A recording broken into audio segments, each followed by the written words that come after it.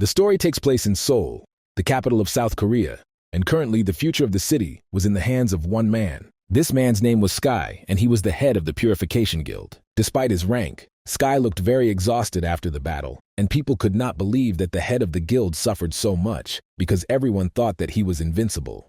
To the side, in the ruins of a kind of ring, stood the enemy of all mankind named David, who was happy that he was finally able to meet Sky in battle. The guild leader was enraged by the mere thought of all the destruction David had caused, so he began to accumulate his magical power to punish the enemy. David was amused by the loud words of Sky, who was clearly not at all worthy of the title of Messenger of Justice. Enraged by such a statement, Sky gathered even more of his forces for the final blow, because he fought on behalf of all the helpless. These words inspired the people so much that a wave of hope swept through the crowd and they began chanting Sky's name, believing in his victory. Sky, knowing that all these people were supporting him, was sure that with such support he would never lose. Enormous magical energy hit the enemy of humanity, who clearly did not expect such power from the battle-weary enemy. In the end, it all ended as expected. David knelt before Sky, unable to move a single part of his body. The people who watched this were filled with hope, because they initially believed in their hero defender and asked him to kill David.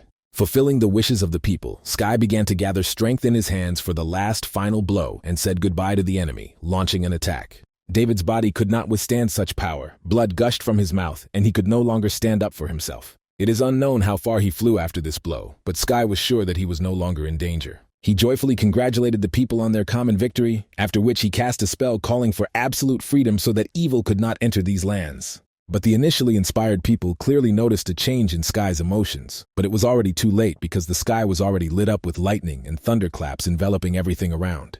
All that remained for people was to watch in horror as a giant paw emerged from the unknown, striving for the earth. People fled, watching the descent of the Demon King, who would bring real peace to these lands. David, who miraculously was still alive, clenched his teeth and noted that now this world would be filled with Sky's tyranny. Sky cared little about his opponent, because finally the peace he created would come to Earth. It was after this event that the fragile balance was disrupted and the world was completely destroyed. But all this was just fiction, a story on another site, but it was this story that completely destroyed the expectations of readers. They could not believe that the main character Sky turned out to be just a servant of demons, who with his comrades became evil of the highest level. The author of the story knew that fiction is just a mirror reflecting reality, and this short story was written based on his student life. It was then that the hero first encountered the authorities, which could hide even school violence. And it was this part of his reality that the author included in his short story. But in the end, he received only a flurry of negative comments from readers who did not understand the deep meaning of his story. The author had already come to terms with the fact that he couldn't do anything about it. So, having closed the comments, he decided to reflect on life. But even so, memories of negative comments that were unhappy with his ending endlessly crawled into his head. Resigned to the fact that now he would not be able to rewrite anything, the author decided to try to sleep. But through his sleep, he heard some noise, so he had to open his eyes. To his shock, when he opened his eyes, he realized that he was on a stone floor, surrounded by some people who were shouting at each other. Suddenly, one man began beating the defenseless guy, calling him various unforgivable words and urging him to get to work quickly. At the same moment, the author had many memories from his past life, where he had seen a similar situation more than once. This angered him so much that he attacked the offender with his fists, but in the end, he himself began to receive blows, and to his surprise, he experienced real pain, although he was in a dream. Realizing how this could end, another worker stood up for him and tried to calm Jeremy down, although this hardly succeeded. But still the man agreed to leave, in the end threatening that he would make a chop out of the hero when he returned. As Jeremy left, his friend Jeremy ran up to him, asking David how he was feeling and if everything was okay. But hearing this name, the frightened man looked around himself, after which he ran up to the mine, and as soon as his hands touched the ground, it began to frantically absorb energy. This made him understand that he had an innate increased sensitivity to mana, and this only meant one thing. He became a character in his own novel, and a loser character at that. Looking at Jeremy, a bit of hope appeared in him, because the guy who died first on his way was still alive. The hero was annoyed by the fact that he could not turn into Sky, because in this case, he would at least become a hero who was revered by the whole world. But now the ending was obvious. Everything would end with the arrival of the Demon King and the killing of everyone except his minions. Therefore, if David now fails to change his own ending, he will die the same miserable death as in the original. But the good news was that he, as the creator of this story, knew perfectly well how to escape from this place and what to do next. As the hero implied, after moving into David's body, the character's past and experience now belonged to him, although his level of skill left much to be desired and his endurance was simply terrible. The author had already regretted that he had given David such a weakness, along with an innate increased sensitivity to mana, only because of the title of a villain, but nothing could be changed, so he took up the crystal and began to think through an escape plan. It was at this moment that Jeremy found him, who suggested asking the authorities for a break, but David knew for sure that in such a place there was no talk of any kind of understanding. They were all in a holding facility set up by the criminal organization Eclipse, where novice hunters like David, capable of using mana, worked as slaves to mine mana stones. So David asked Jeremy to go back to work and not even think about escaping until the guards beat him to a pulp, after which he went to work, thinking about his new life. Unfortunately, David could not do anything to escape now, so he continued to pretend to be an obedient, ordinary worker in order to save his life. Days passed like this until David heard the screams of the guards, who were furiously scolding one of the prisoners. Turning around, to his horror, he found Jeremy on his knees. He still tried to escape, for which he should be punished to the fullest extent of this place. Before David had time to react in any way, Jeremy was cut through with a sword, and his limp body fell to the stone floor. From what he saw, the hero clenched his teeth and shook from the disgustingness of the picture, but did not show it. He silently walked past the guard and Jeremy, not understanding why Jeremy did such a stupid thing, even though he warned him. The guard gloated, hinting to David that a similar future awaits him if he does crazy things or contradicts him. David calmly explained that he did not care at all about the death of this worker and asked to be shown to the toilet. The malevolently grinning guard thought that perhaps this guy was so scared that he went to the toilet under himself and with a grin led him to the restroom. In addition, he threatened that if the prisoner stayed even a second longer than expected, he would be buried here. David knew this was true because inside he found many abandoned bodies of prisoners who clearly did not follow the orders of this madman. David did not hesitate and, entering one of the booths, began to draw a pentagram with his own blood. As soon as it was completed, the blood pattern shone brightly, and, not paying attention to the guard's screams, the guy turned to his own pentagram, as if to a living creature that was watching him. He foresaw the surprise of this creature, which could be summoned by such a low-ranking hunter like him. But the author knew that he could not hesitate any longer, because in the original story, the constellation would definitely come for him. But at that moment, the hope that his world was waiting for would become unattainable. So, knowing the true desire of the constellation, the author offered him an unforgettable experience, giving him the chance to watch it grow. And this convinced him, because the dimensional robber constellation, the main constellation that entered into a contract with him in the original story, also answered the call this time. The constellation decided to allow David to use his power because he managed to attract attention, but in order to convince him, it was necessary to show himself to the fullest, and David was ready to do it. As soon as the guard burst into the restroom, he immediately felt a strange presence in this place. But looking around in different directions, he could not detect anything suspicious. This was not surprising, because now David's abilities were far superior to those of a human. All of his skills had reached an unnatural level, so he appeared in front of the guard and disappeared at the last moment. Thus, he was able to catch the guard by surprise when he turned around in fear in search of the enemy. The fight did not last long, as David guessed the moment when to strike the final blow, and this impressed the constellation so much that it agreed to conclude a contract with the prisoner. Without thinking twice, the guy picked up his weapon and stole the uniform of his defeated opponent, after which he began to cover his tracks by dousing his body with gasoline. He took out a lighter, after which he burned everything in the restroom to the ground and followed to the main gate. At the same time, the rest of the guards, who noticed the fire, rushed back and forth in attempts to stop the fire, but the attempts were even. The guards began to evacuate, and the hero had already taken his place in the car, so no one noticed the substitution. But some guards noticed that their boss had changed and thought that this guy was replacing the supervisor in charge. Agreeing, the hero said that their warden went after an escaped prisoner who climbed over the fence from the northwest side. Therefore, David gave them the order to move in the same direction, and the frightened guards immediately started the car, carrying out the order. Only a few knew that in fact this escape route was one of the most confusing and difficult because it was full of traps, and only the guards knew about it, which is why it would not arouse suspicion. In addition, he ordered to go to this path to help catch the fugitive and return his corpse, and the junior guards, without suspecting anything, decided not to argue and went to the checkpoint. As soon as the armored car drove onto the highway, the silent guard became suspicious and began questioning David to catch him in a lie. He succeeded, since the hero made a mistake, saying that he had previously worked in a department that never existed, so he had to act in a less peaceful way, and he took out his katana. He instantly blew off the head of the silent guard, and then proceeded to eliminate the next one. He possessed the fire element, a very powerful force, and therefore the guard recklessly believed that he could easily defeat the deceiver. But he was met with instant disappointment when David, who had taken cover from the blow, attacked from a blind spot, decapitating the guard and throwing him out of the car. Only after this did David's head begin to burst with pain due to the use of a huge amount of mana.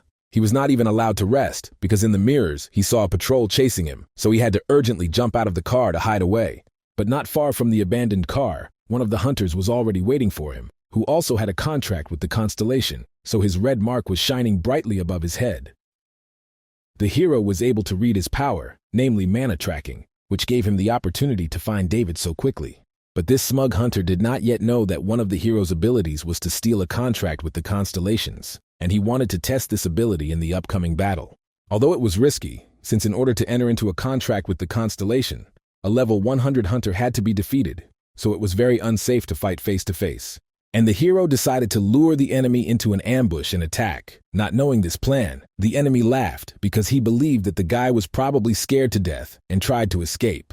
The mercenary began to look from side to side and look for David using his ability. He finally found his target and prepared to attack, throwing his daggers towards the tree, but to his shock, when the tree was broken, there was no enemy there. The hero, approaching from the rear, quickly closed the distance and managed to pierce the enemy's neck with his blade in time, after which he just as easily cut off the hunter's head. David knew that this guy's main mistake was pride, because he underestimated the enemy and threw away his melee weapon. Immediately after the murder, the hero received a notification that the skillful connector constellation had joined him. This constellation was under the rule of a dimensional robber, therefore all the skills of the enemy were fully transferred to his subordinate David.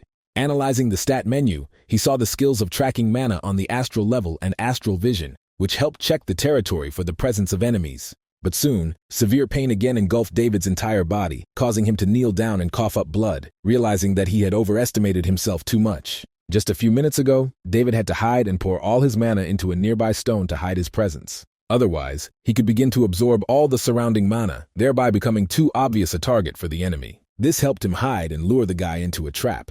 But in order to get closer to the enemy, he had to use the jump skill using mana, which now turned into such a pitiful condition for him. Now the hero urgently needed to hide somewhere in order to restore his strength and not lose consciousness, because in this forest it was too easy to find him. But leaving the cliff, David heard the characteristic sound of a truck, and below he saw sand being transported, intended for cleaning mana stones, so without hesitation, he jumped, landing on this sand and hiding from his pursuers. While resting, David realized how in just a few days he had greatly changed the original plot, which was very dangerous, because now he was too weak to withstand the consequences of these changes. At the same time, a minion came to the head of Eclipse, reporting on David's escape and all the attendant consequences that needed to be dealt with. The cool-headed man ordered not to be nervous and get back to work. Although he didn't show it, he was surprised at how an ordinary guy managed to deceive everyone and escape through the main gate. In addition, it seemed surprising how an ordinary level 10 killer could kill a level 45th and level 55 guard who also had constellations. At this time, David himself somehow made it to the telephone booth, where he hastily began to dial the number so as not to lose consciousness from lack of mana. Finally, the hero contacted his old friend, whom he asked for a favor, because he understood that without help, he would not survive in the city where Eclipse was hunting him. The story moves forward a few hours, where Amelia treats David's wounds and questions him about what happened. Then the worried girl learns that David was stolen by Eclipse, who forced him to mine mana stones. Such cases of theft were widespread because everyone understood that no one would look for such low-level hunters. But the hero understood that with his request to escape from Eclipse, he was putting Amelia in great danger, because she helped him because she still loved David after their separation. But it was obvious that the parting was for the best, since otherwise Amelia would not have reached level 150 and the contract with the constellation, but would have been imprisoned in the mine with him. After 10 minutes, the girl prepared a change of clothes for the hero and a safe phone that could not be tracked. She received this phone from her guild, which worked in gray territory, so the guild was famous for being safe, and Amelia begged David to join her guild so that they could fight side by side like in the old days. But David refused, thereby bringing the girl to tears, which she quickly hid, so they said goodbye and had to quickly go their separate ways. A couple of minutes later, David was already in a taxi, where the driver was listening to the radio, where the latest news related to the Purification Guild under the control of Sky was announced. This prompted David to remember the history of his world, which began with the Day of Judgment, which took the lives of all living at the most unexpected moments. In addition, a huge number of unimaginable monsters from the dungeon appeared on the streets, shrouded in strange magic, unnatural for this world. The only salvation for people was other people who gained strength. They were called hunters. But over time, due to endless battles, the hunters also could not stand it and went mad, starting to kill people in the name of their god, and then they killed for no reason at all. However, at that moment, when the world was approaching its logical end, the savior of the world appeared, Sky. He was able to gather helpers, protectors, and healers, and soon founded his own guild, Purification. Now, the place where the guild was once founded is considered the safest city where everyone dreamed of going, but there were also opponents of the Purification Guild called the White Rose Group. According to the news, the White Rose was considered a terrorist organization, but of course, they were not involved in the terrorist attack, because the terrorist attacks known to everyone were the fault of Sky himself, who wanted to denigrate the enemy. But David, despite his knowledge, was helpless and could not do anything, because if he now went against Sky and revealed information that all terrorist acts were his fault, he would quickly become enemy number one, and the result was obvious. People will hate him again. Therefore, David decided to join the mercenary group since every other guild was within reach of the Purification Guild. The best option to hide is to be an independent mercenary, where your master is a group of mercenaries and no one else. At the interview, he met a girl, Olivia, who offered David an excellent job collecting information that matched his level. But David refused this offer, wanting to immediately get serious work that would pay the best reward. Of course, such statements did not leave Olivia indifferent, and she laughed, considering his statement ridiculous, since excessive courage was clearly not suitable for a guy with level 10. But realizing that David's words were not a joke at all, Olivia instantly became much more serious, considering David's such statement to be a mockery of her. Looking at such an angry expression on his face and the magic of the wind circling around, the author was haunted by a strange feeling of anticipation for their battle, because Olivia was a character whom he had created. Olivia was not just a minor character, but a magician who had entered into a contract with an above-average constellation, and a character created to oppose the 13 stars, so David had to gain her trust at all costs. The hero tried to calm the girl down, explaining to her that he had outstanding skills despite his level, and Olivia agreed to test them. Getting into a fighting stance, she began to prepare for an attack, and David's task was to dodge her blow and protect his body at all costs. Looking at the burning sphere of energy, David remembered this spell because he himself had invented the Mist Pathfinder skill, which created puppets using fog and made it possible to track the trajectory of anything. This is not an offensive spell, so David would not be harmed even if he were unable to dodge, but then the test would immediately fail. He called on Olivia to attack, and as the spell approached, he skillfully disappeared, leaving no trace behind. Olivia immediately noticed how the guy standing on the ground turned out to be running along the walls, although this seemed impossible on the 10th level. She was amazed at such a skillful use of basic assassin skills because it turned out that David had not been lying to her about his talents. But Olivia was not so simple either, so she prepared for the next attack with a skill that was many times stronger than the previous one. But even this attack was trivial for a hero who is capable of teleportation. He quickly changed his position, and once the magic dissipated, Olivia realized that David had disappeared from her sight. At that second, the guy was already behind her, putting a dagger to her neck and offering Olivia to surrender. With a slight movement, Olivia freed herself from the grip and agreed that she could entrust the guy with a level 50 task. A couple of hours later, they were already driving in Olivia's armored car, protected from unwanted attacks. During the conversation, Olivia shared her problems with the people of the Eclipse organization, who tried in every possible way to catch the moment to kill her. It was precisely with this that the task that she entrusted to David was connected. He needed to track down one bandit belonging to Eclipse.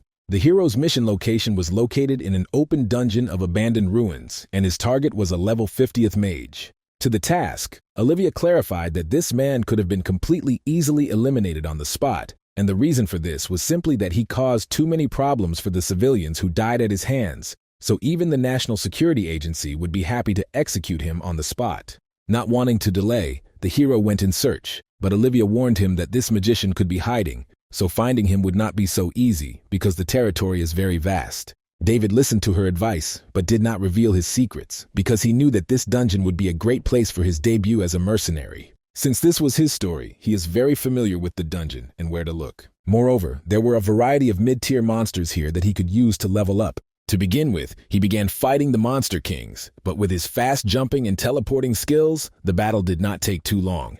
But behind him, there was already an enemy from whom he could get a better item and reward, and also get closer to the magician who needed to be eliminated. In return, Olivia promised him access to clear dungeons, which have many final bosses and mid-level bosses. Finally, the time came for the battle with the dungeon boss, whose level, although many times higher, did not seem an impossible task for David. Without wasting time, the boss began to attack, not suspecting that his opponent was strong enough and had the strength with which he quickly escaped from the attack. Then the final boss decided to confuse the hero by splitting himself using the ability to illusion. But David already had a constellation showing his true shell. Having tracked the target, the hero concentrated on it, and with the help of the initial talents of the assassin class, he dealt a strong blow, after which he disappeared again using teleportation. Once behind him, David caught his opponent by surprise and struck him in the legs, forcing him to fall to his knees, and then summoned a blade that crushed the monster's skull. For his victory, the hero received the illusion skill and also received 2 constellation sheets as a reward. But he was being watched from the side by an enemy mercenary, whose leader was James, a 3rd-rank hunter. His assistant just recently saw David in a store buying a lot of tools to fight monsters, and then she got the correct impression that the guy was going to clear out monsters in the dungeon, so she brought James here. But none of the mercenaries could even imagine that he would cope with the mid-level final boss. Although, of course, the subordinates believed that David still could not match James's strength, and the assistant offered to bring the guy straight to the head in order to take away his loot. But he already had another plan, James. He decided to let the guy operate on the territory so that he could get as much materials as possible, and then it would be much easier to rob him and take everything. David, unaware of anything, worked on strengthening his body, using as many earned points as possible to increase his stamina. At the same time, he also had a snack, hoping for the power of the plant, which had a calming and analgesic effect and was an excellent remedy for suppressing increased sensitivity to mana. The plant was difficult to obtain in a regular dungeon, and it was also impossible to put it into mass production, so it was an extremely rare catch. But there was one person in this world who could grow this plant, and he was at the epicenter of the events of its history. The author decided that he needed to increase his level as soon as possible and contact that person to purchase several batches of plants. After all, if he does not do this, then his increased sensitivity to mana may manifest itself during the battle, and then he will most likely die. The events of the story are transferred to Olivia, who communicated with an unknown person, warning her about the danger because Olivia got involved with bad people. But Olivia was not afraid of difficulties, and the proof was that at that moment, she broke away from the next pursuit. The unknown person asked Olivia to recommend one of her hunters to him, because he had been very short of professional employees lately, so he even decided to ask Olivia for help. She calmly reported to Sky that she doubted that she had anyone under her command who could meet all the requirements of a man. But Sky by this time had already revised his standards and wanted to raise someone with a low level, thereby creating an ideal assistant for himself. Olivia realized that she had one person in mind, but she refused to hand him over to Sky now, because she needed time to be convinced of his strength. In return, Olivia reminded him of the information that Sky should have, and he did have information about several criminal organizations, which he promised to send to the post office. After which the two exchanged mutual thanks, and Sky reminded Olivia that they always need talented people like her in the guild, so they will wait for her to change her mind and join. Unaware of all these intrigues, David fought a mid-level boss called Ipria, and he was a much more dangerous opponent than the last one. Opening his clawed paws, he pointed them straight towards David, but the guy managed to use escape in time, so instead of human flesh, his claws had to tear apart stone. David at this time again used the abilities he had recently acquired in battle, and began to study the enemy in order to identify any weaknesses that could be exploited to defeat him. Finally, he came up with a trap and created an illusion, pretending that he was crushed by the destroyed stones. But by the time the boss realized this, it was already too late. David found himself directly behind Ypres, preparing for the final blow with his sword. When the monster was defeated, David was rewarded with a level increase, so he decided to increase his stamina and take the abduction skill from the defeated boss. Of course, out of interest, David decided to immediately test this skill, and it turned out that at a certain fixed distance, he could attract all the necessary objects to himself and become much more effective in battle. And all this time, mercenaries were watching David's every move, and even James was scared by how easily David defeated such a boss without the help of special weapons. His comrades, not noticing the commander's tension, offered to engage in battle with this boy, but James confidently refused them, waiting for the moment when the guy was completely exhausted. At this time, the magician, David's main target, sat calmly in his lair, reading a letter from the Black Lions, who approved of his joining their guild, but in return, asked him to pass on information about the Blue Eye to Olivia.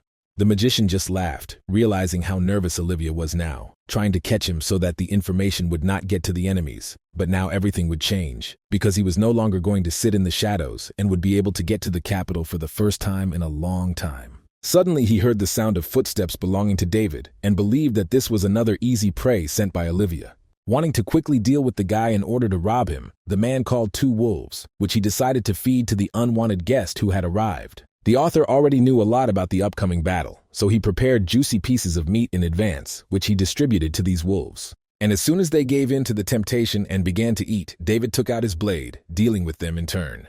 The enemies were defeated, and the hero looked up at the dark magician, inviting him to surrender and give back what he had stolen, otherwise he would die. The dark magician refused because he was confident in his abilities, since he had placed many traps around his shelter that no person could pass without hitting at least one. But he did not expect that the hero, with the help of his mana tracking skill, would be able to avoid even such a huge number of traps, and besides, he would so skillfully begin to climb straight up the walls of the building. The enemy did not want to admit how scared he was, until the last he decided to fight in battle, activating the dark magic that the constellation gave him. But David calmly avoided even a collision with dark magic using teleport magic, after which he continued to pursue the enemy. According to preliminary estimates, the dark magician with the constellation was level 50th, so there should not have been any problems with his elimination. But it turned out that the magician had been leading the hero into a trap all this time, and at the last moment activated the blindness skill.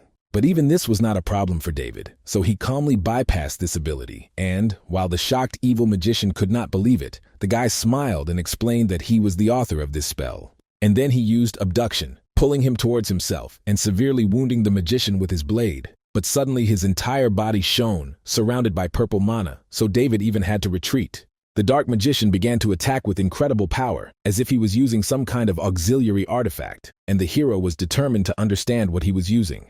He created many copies of himself, placing them throughout the territory, and forcing the magician to fight with everyone at once, not understanding where the true enemy was. At the same time, the hero got close to the magician and delivered a blow that the man could no longer ignore. Suddenly, the hero received a notification that the constellation master of maneuvers had transferred holy power to him.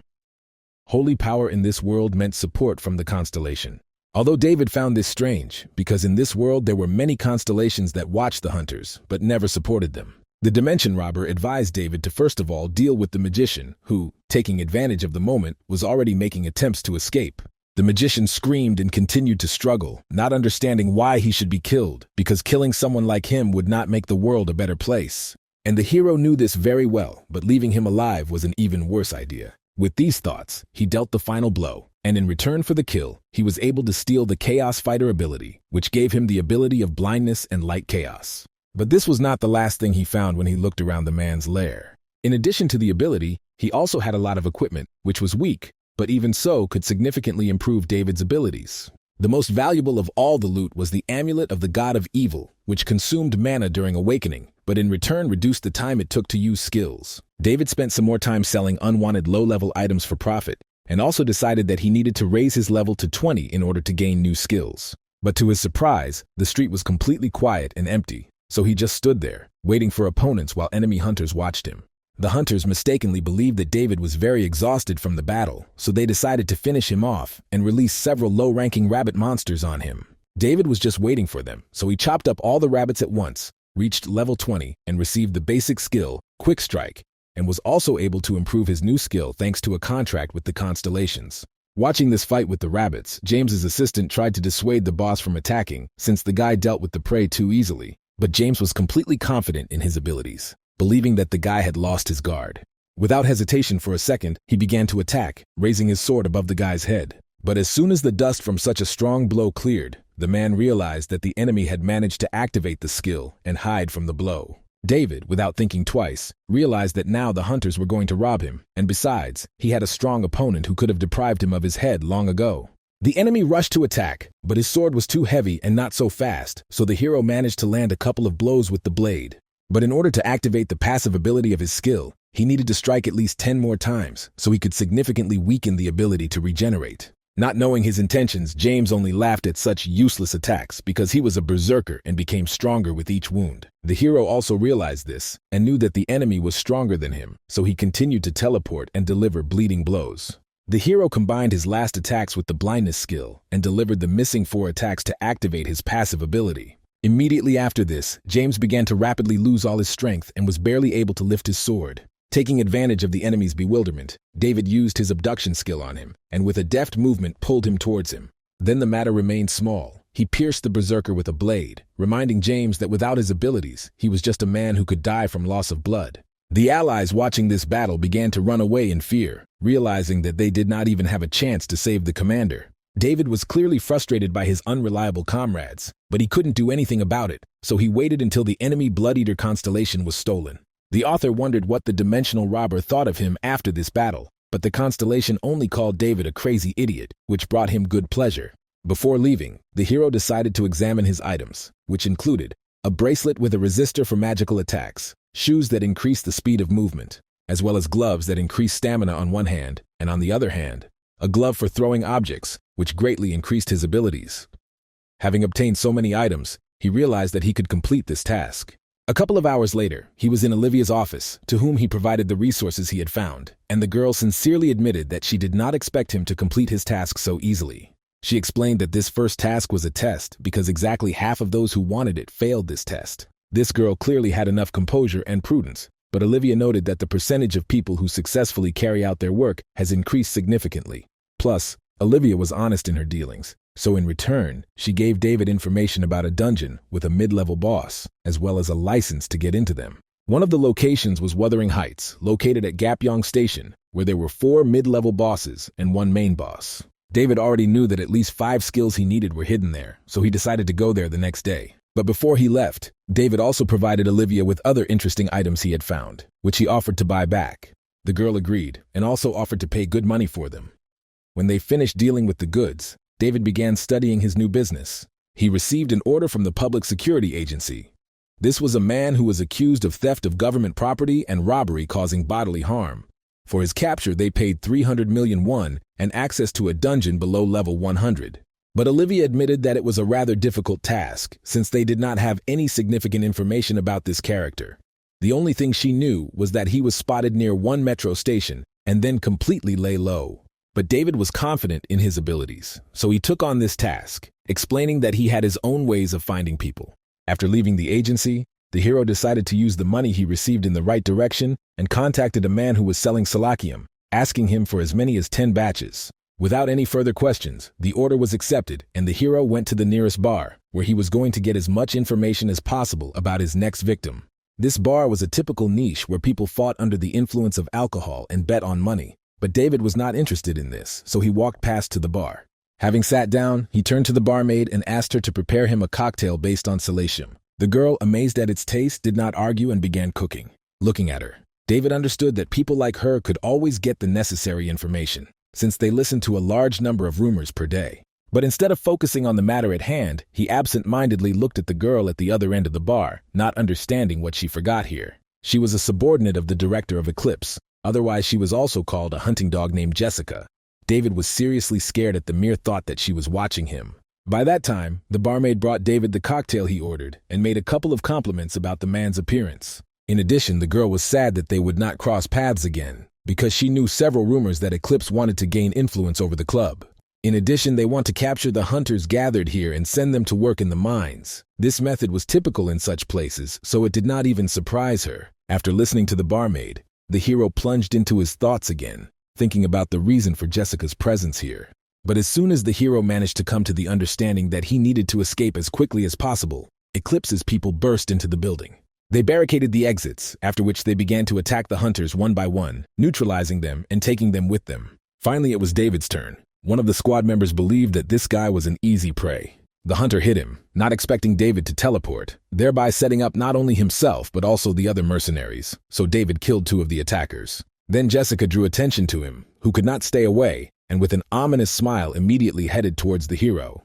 But instead of attacking him, the girl went behind his back and attacked her own allies, after which she began to fight with the others. Looking at Jessica, the guy could not understand what she was really up to. But Jessica did not hide her intentions, and approaching David, invited him to chat a little in a more personal atmosphere in order to find out which guild he was from. David did not divulge such information, but Jessica was not offended at all, and she suggested that the guy talk about business a little later, but before that, deal with all the bad guys. Realizing that Jessica and David would fight against them, the opponents were very worried, not understanding how to act and the reason for Jessica's betrayal. But the girl, in turn, with a calm, cool look, ordered an attack, and they attacked them at once. David silently looked around the situation, realizing that the battle would not be easy, and Jessica seemed to read his thoughts and promised to help. David understood that she probably wanted to test his skills and abilities, so he intended to show what he was worth. The opponents also underestimated David, so they began to attack him in a crowd, not realizing that their jet was after such a rash decision. Using teleportation, he began to deal with each of the fighters in turn.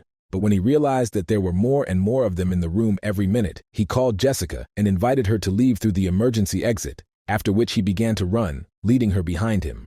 Jessica, looking back for the last time, rushed after the guy, at the same time asking about his abilities for magic, because she was sure that he had the class of a killer. And only David knew that this was not magic at all, but the skills that he had acquired in past battles, which were ideally combined with his weapon. But the hero was not going to reveal all his secrets so immediately. At this time, the gang from Eclipse had already enslaved most of the visitors to this bar in order to deliver them to the camp. Several invaders also happened to be at the emergency exit, so they immediately attacked David, but he easily managed to dodge their attacks and counterattack, killing one after another. At that moment, the hero received a notification from the constellation Apostle of Justice, which was so impressed by his actions in punishing evil that it gave him a piece of its blessing. David was amused by this whole situation. He continued to attack, realizing that there would never be justice in this world. After a couple of minutes, including with the help of Jessica, David managed to finish the fight, using his newfound techniques and clearing the way for them.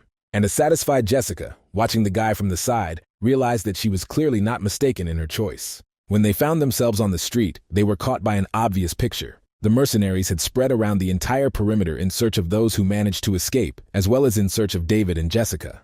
When they broke away, Jessica handed David an Eclipse business card and invited him to join their guild so that he could continue to work, but in a more interesting position with more opportunities, and besides, his payment would be very generous. David accepted the business card with a smile and invited Jessica to contact him if she had an urgent task. Smiling, she said goodbye to the guy, after which she returned to the mercenaries. While observing their work, she contacted her boss there, reporting on how the capture of new slaves was progressing. She received a new, seemingly simple task to find a guy named David who had escaped from the mine. At this time, the hero himself calmly reached the subway, where he began to think about the sudden appearance of Jessica. He understood that most likely she did not fight him because she did not know his identity, but it became obvious that the next meeting might not end so positively. Therefore, he decided to lie low for some time, because the influence of Eclipse was increasing every day. His next destination was a train to Gapyeong, but in order to minimize the chance of being caught by mercenaries, he decided to get there by another route. Arriving at the place, the guy received his goods, which he quickly hid in his inventory, and decided to hide until it was declassified. Although this station was one of the safest, and even in the original work, David received the necessary things here. But suddenly the guy heard some noise, and the confused voice of a man who was frighteningly talking on the phone about the shortage of dungeons in Seoul, which is why he did not have a job. But as soon as he noticed that the hero was eavesdropping on him, he immediately disappeared. In the original story, Seoul was indeed a place where there were originally a lot of dungeons. But the Purification Guild, which swore to protect the people, became a place where there was a monopoly on dungeons, without which hunters could not level up and make a living. Beyond this, however, Seoul became the only place where the public security agency functioned properly. Therefore, only Seoul had a legal market for hunters. The market was so huge that the size was 1.5 times larger than any regional shopping center. The prices for weapons here, naturally, were also appropriate, but the hero already had enough accumulated funds, so he was going to exchange his sword for something more worthwhile. One of the blades immediately attracted his attention. It had a good ability, for example, Heaven's Bliss, which restored strength twice as fast when he was not participating in the battle, which in his case was vital. After the purchase, when leaving the store, the hero saw a happy family who had clearly just recently moved to Seoul, and they were sincerely convinced that Seoul was the safest place in which nothing threatened them. But David understood that this was just self-deception, and these people did not understand what was really going on in Seoul. Suddenly he heard screams, and when he returned, he saw the head of the family sitting on the ground and a shocked woman whose child had been taken away. The man begged to spare his son, but the thief only laughed at him, demanding to give him a larger ransom. While those around them began to fearfully dial the number of the public security agency, and David, no less shocked by what was happening in broad daylight, prepared his blade in order to deal with the bandit. But suddenly he heard a familiar male voice belonging to one of the people from the Purification Guild. In addition, he was the owner of the Demon of War constellation, which gave him unique skills in the field of fencing and spatial orientation. David was incredibly surprised to meet River in such a place, because he had never been a participant in such situations. Instead of fighting, River threw his no-limit card to the thief, but in return asked to let the child go. When all the conditions were met, the bandits began to run away, and River, without wasting time, touched the ground with his demonic hand, after which he quickly pushed off and moved in space, overtaking his opponents. Once they were in his line of sight, he activated his next skill, engulfing everything into darkness and preventing them from escaping from his dome, giving him an advantage in battle. While River was dealing with the robbers, he damaged the mask of one of the bandits, and then David recognized him as the same man whom he had previously seen at the station. The man begged River to have mercy on him because they initially had common agreements, and they specifically had to steal the child so that River would become a hero in this performance, but River was clearly indifferent to his words. Those around looked at this spectacle in surprise, because they could not hear a single sound that came from behind the dome, and did not understand what was happening inside. The bandit attempted to fight for his life, but was quickly decapitated by River, who eventually dispelled his dome and emerged as the victor. People were very inspired by his victory, although David understood that River deliberately did all this to increase confidence in the Purification Guild. He was ready to use any tools for this, even independent hunters, and all this was done in order to further monopolize everything around him. Walking away, David already knew that this man would not have long to enjoy the moment, because he needed a little more time to kill him and take everything for himself. At this time, Jessica returned to the guild, where she was provided with all the known information about the fugitive who interested her. After flipping through several pages of the report, she finally reached the most important column and realized that this guy's face seemed very familiar to her. Not knowing about everything that was happening, David came to one of the dungeons and decided to try to enter there. The preparation of the dungeon was indeed completed, but the guards were confused by the fact that the hero was only level 20, although the recommended level of their dungeon was much higher. They decided to make sure that David was confident in his decision to go out there, since it was very risky. But at that moment, David's thoughts were filled with only one person, River. And in order to steal this man's abilities, he needed to enter the dungeon and improve his skills, otherwise he wouldn't even stand a chance against him. The minimum goal that David wanted to achieve when entering the dungeon was level 50th. But he would obviously have to try hard to raise as many as 30 levels in one trip, but he was ready. Having convinced the guard, David went inside, and the dungeon greeted him aggressively. Sandstorms howled there, which did not allow him to pass, and in which it was easy to get lost. The only thing that helped navigate this space were the traces that David left, and which he could see with the help of his ability. But suddenly the hero's feet stumbled upon something unusual, and under them he saw a cliff into which he almost fell, blinded by the sand, and this was where his road ended. It's strange to him that when he arrived at the ship he still didn't meet any monsters, so the hero immediately turned around to examine the area. And he was right. Aggressive lizard monsters were already hiding in this sandstorm, who intended to feast on the guy. But they clearly did not frighten David, because the lizards themselves made a mistake by contacting him. For a person like David, all the monsters that lived in his own world are just another step with which he can achieve his goal faster. At this time, Jessica was still sitting in her office, trying to figure out the case of the escaped hunter. By this time, the assistant had already prepared a simulation for her, which was supposed to depict the movement of the escapee. Jessica was especially interested in his fight with a level 100 hunter with a constellation and how some level 10 guy managed to get past him.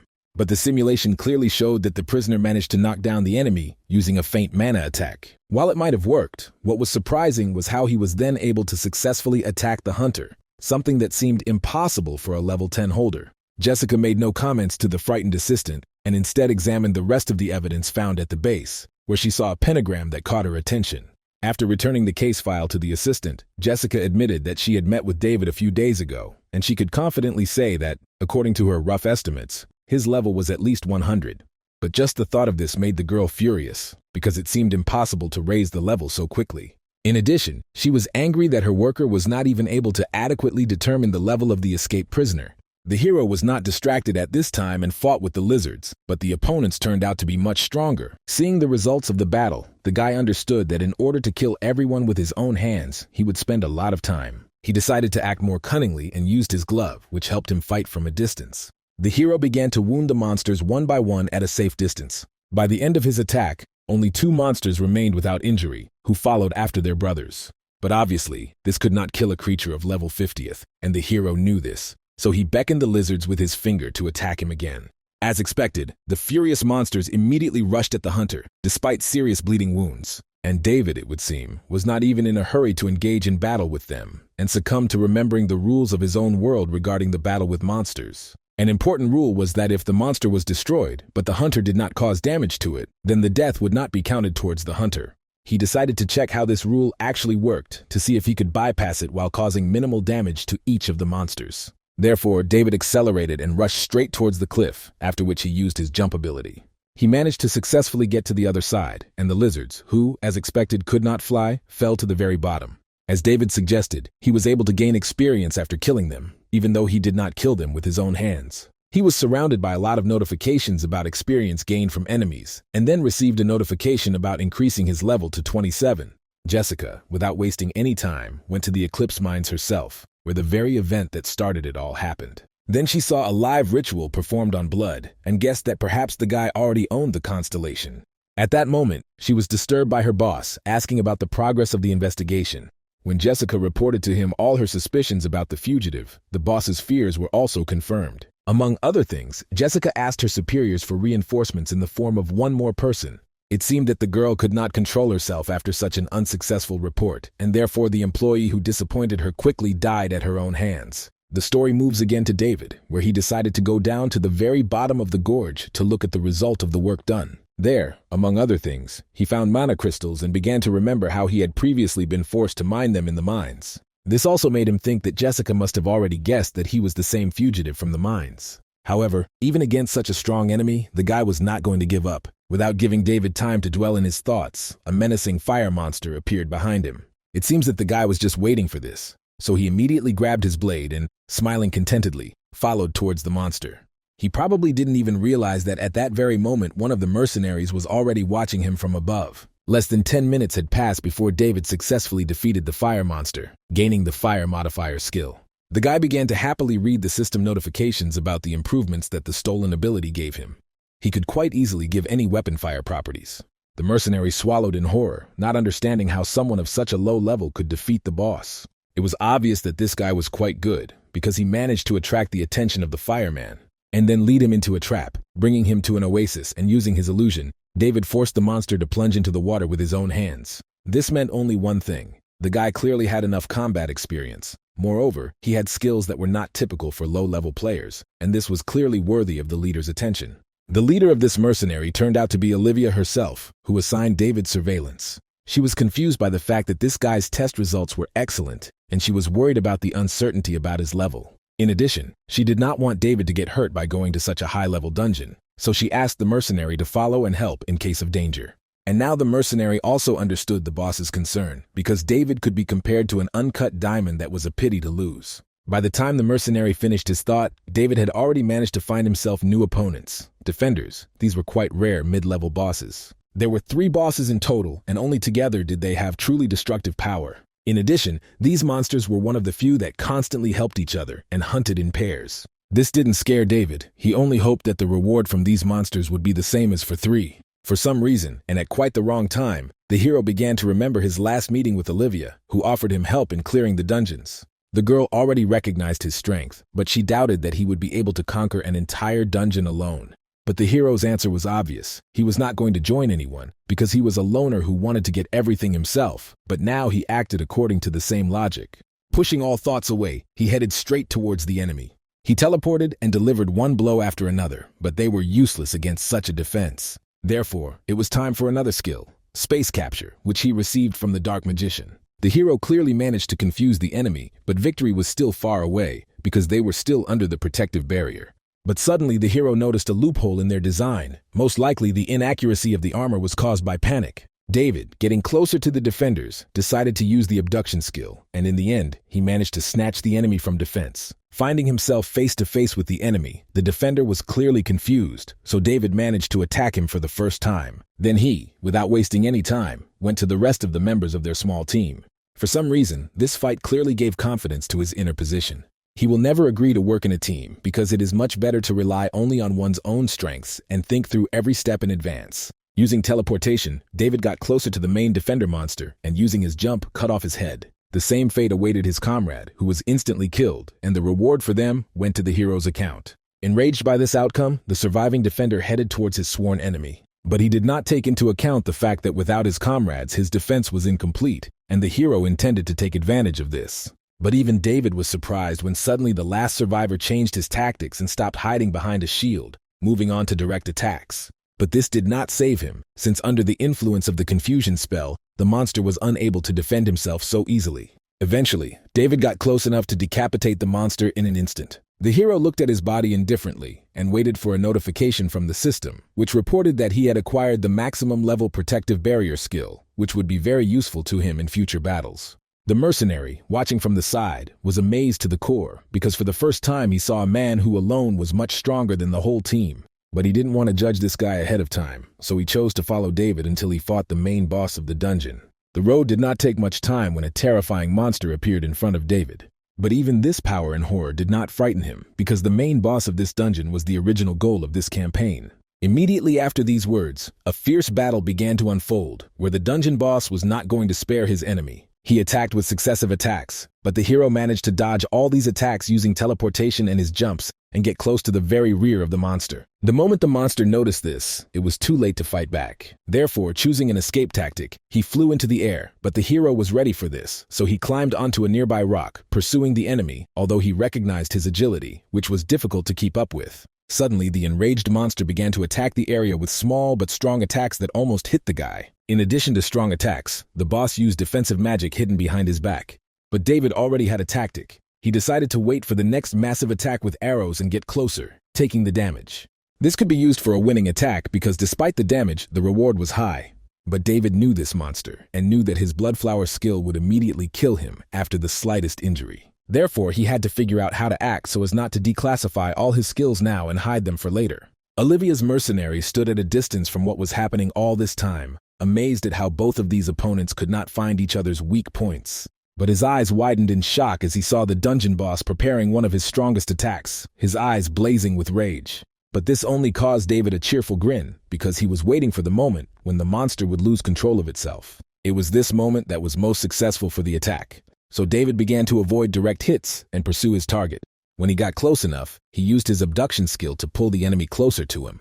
But the monster was not so simple, so it was not going to give up without a fight and decided to attack straight into the hero's face. All that happened next was a huge explosion, which even a mercenary experienced in such places was afraid of. But both opponents were still unharmed, and the hero, using teleport, hid behind the monster to attack. The smug monster, who was preparing for such an attack, believed that he had already won and would quietly finish off his opponent.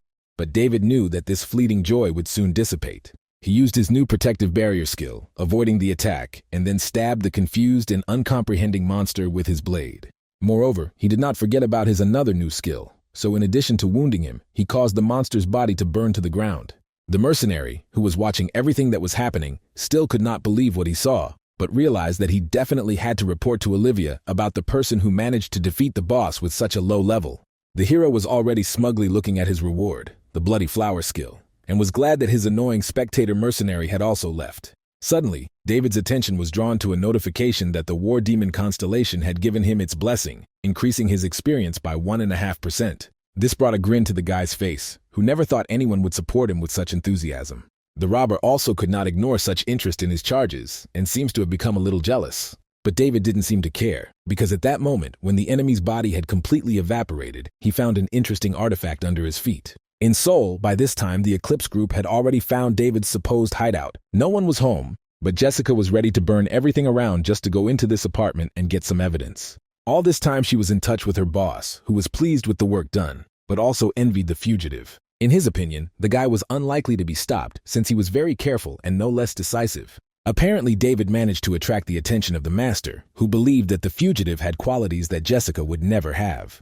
And the master even believed that if David agreed to cooperate with them, he could give Jessica good competition, and just the thought of this drove her crazy. But suddenly her assistants discovered very interesting evidence, making it clear that the owner of this house was a hunter, and these clues gave Jessica enough information. So, after taking them, she drove away. The moment the gang left, Eclipse was caught by Emily returning home. David, unaware of the events unfolding behind him, walked home, rejoicing in his victory.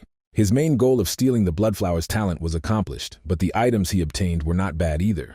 A valuable artifact obtained in battle was a skill book that did not suit David's level, but as an author, he knew the tricks with which he could study this book. As soon as David moved a sufficient distance away from the dungeon, a connection appeared on his phone and several messages arrived. These messages were from Emily, who warned him about the investigation into his case, but this clearly no longer frightened him, even though there was nowhere to hide. He could go to Amelia, who was a member of the Flower Guild, which is a subsidiary guild of the Purification Guild, but then he would be too noticeable for Sky. And Olivia was unsafe because otherwise Eclipse would get to her. Besides, Olivia would have no reason to hide a newbie like him, especially since he had recently refused to help clear the dungeon.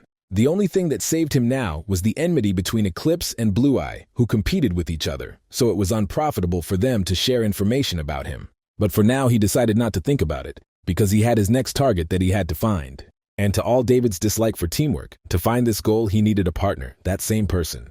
The story moves to the now unknown character Marvin, who frets about the only way to catch Carter. Shortly before this, he met with a man in order to find out some information about Carter because the life of his comrade depended on it. But the man who ran the necessary area refused to help Marvin, so he had to search all the houses on his own. He finally stopped at the last of the unchecked buildings and began to climb up. As soon as Marvin reached the first apartment, his knock was answered by a young guy who was unfamiliar with Carter's name. But Marvin did not seem to believe his words and, looking around, saw a loaded pistol on the kitchen countertop. It became obvious that this guy was a hunter, and he did not deny his involvement in them, but he claimed that the gun was found by him completely by accident. After asking everything, Marvin decided to leave, thinking about where he should go next. He didn't seem to even realize that at that moment the guy armed himself with his pistol and was going to shoot him. But Marvin heard a quiet click, and despite the fact that his back was turned to the door, he managed to take out his weapon and with a sharp movement cut the barrel of the pistol. The blow was so powerful that it easily cut off the young man's fingers, and Marvin only clearly understood that he had come to the right address and advised the guy next time, if he was thinking about killing someone, to remove the pistol from the safety in advance. The frightened hunter tried to hide, but after being wounded and so frightened, he failed, and Marvin was easily able to knock him down. After which, threatening him with a katana, he blocked all escape routes for the guy and ordered him to confess everything he knew. The young man squealed in fear that he had seen Carter only once, and he ordered him to kill anyone who was interested in his identity. All this hunter knew was that Carter was a loner who was carefully hiding, and it was unclear who was behind him. It was only obvious that someone influential could hide his crimes.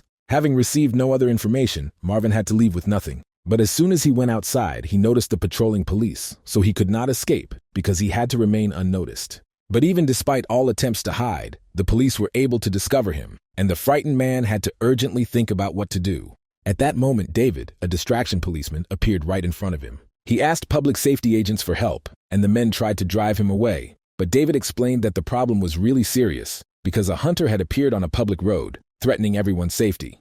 Taking advantage of the distraction of the guards, Marvin managed to find a more reliable shelter, and noticing this, David also calmly left. Evening came when Marvin returned to his hideout and began sorting through the archival data. In one of the albums, he noticed an old photograph taken with his friend. In it, they were young and happy. Their last conversation took place a long time ago. Then Marvin shared his joy that he was coming to work. His friend knew that getting a job in Seoul was incredibly difficult, so it was obvious that Marvin was collaborating with the Purification Guild. But he didn't seem to mind, so he asked Marvin to leave him a place in case he decided to start a quiet life. Marvin was distracted from his thoughts by David suddenly appearing in his hideout. Marvin recognized him immediately and was surprised that the guy found his lair so easily. David did not explain himself, but made it clear that he knew a lot about this man, such as his level 362 and his place of work in the Seoul Metropolitan Police Department. After these words, Marvin clearly tensed, because it was obvious that the guy was looking for information about him, or that he himself worked in the police. Marvin was very surprised by the news that David was not really interested in him, but he knew the reasons for his interest in Carter and wanted to help, so he offered to cooperate. The story takes us to Olivia's office, where she was talking with the assistant she sent to help David. She had just promised the guy that she would send him to serve the head of the Purification Guild, when suddenly they heard a noise coming from outside the door. Immediately after this noise, Jessica burst into the office, clearly pleased that she had finally found Olivia. Olivia only had to look at this girl for her eyes to fill with hatred, and she demanded that she explain herself. Jessica handed Olivia a photo of David and promised that she would leave in peace if she gave her any information about this guy. At the shelter, Marvin asked David about what he could offer him if he cooperated. Instead of answering, David made it clear that without his help, Marvin clearly would not be able to find the culprit in the death of his friend. After all, even after becoming an employee of the Seoul Police Department, he was never able to get information about Carter, and every time Marvin tried to find at least something, he was refused, because this information was under the jurisdiction of another district. Marvin didn't know how to react to the fact that someone had revealed his abuse of power, but he admitted that he was practically on Carter's trail, and therefore did not understand why he needed anyone's help. And in order to convince him, David had to lie that he had a strong patron and a high-ranking person, so much so that even the public security agency was not a problem for him. At that moment, All the puzzles during the many years of searching for Carter began to converge in Marvin's head, but the details were important to him. Then David said that his patron was one of the key figures in the Purification Guild, and Marvin found it very hard to believe. David realized that there was no point in putting pressure on the man, so he gave him until 6 p.m. the next day to think. If Marvin appears at the proposed meeting place, then David could prove his honesty to him. And besides, David suggested that he conduct his own investigation to make sure of everything. He promised that he could keep his promise to Marvin, but in return, he also needed some help. In the office, Olivia continued to look at David's file in shock, surprised that the guy hid his real name from her. She was amazed at how much Eclipse was interested in him, that he even decided to send Jessica to her. Olivia lied that she had nothing to do with this man, but Jessica didn't believe it. After all, she had already checked all the information herself and knew for sure that they knew each other. Olivia had no choice but to admit that the guy came to her for work, but they could not cooperate because he was not satisfied with the conditions. After these words, Olivia stopped being so friendly and ordered Jessica to leave before this meeting ended in a serious fight. Eclipse's henchwoman was clearly infuriated by Olivia's behavior, so she warned the girl that she would be punished if Jessica found out about the lie, after which she quickly disappeared behind the doors. Immediately after leaving, Olivia gave the order to the mercenary to follow Jessica to understand where she was going to go. After all, if she knows information about such a crazy lady, it will help her in establishing a relationship with Sky. At this time, Carter was calmly walking in a dark alley, gloating that no one had been able to find him for so long. But he did not expect that at that moment David was already hiding around the bend, who reproached Carter for his carelessness. As soon as the man turned to him, David was immediately able to recognize his ability, a malicious constellation that allowed him to hide in the dark. Carter tried not to show it, but his shock at seeing David was obvious, and he tried to lie that David had messed up in order to buy time to activate his skill. He succeeded.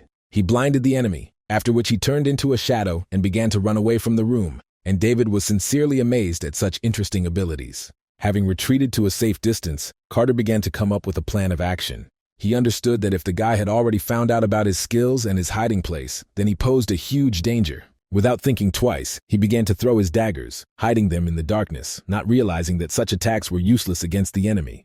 At this time, Jessica also did not waste time and began torturing random people in order to find out about David. As soon as she realized that the victim was useless, she killed one after another without thinking.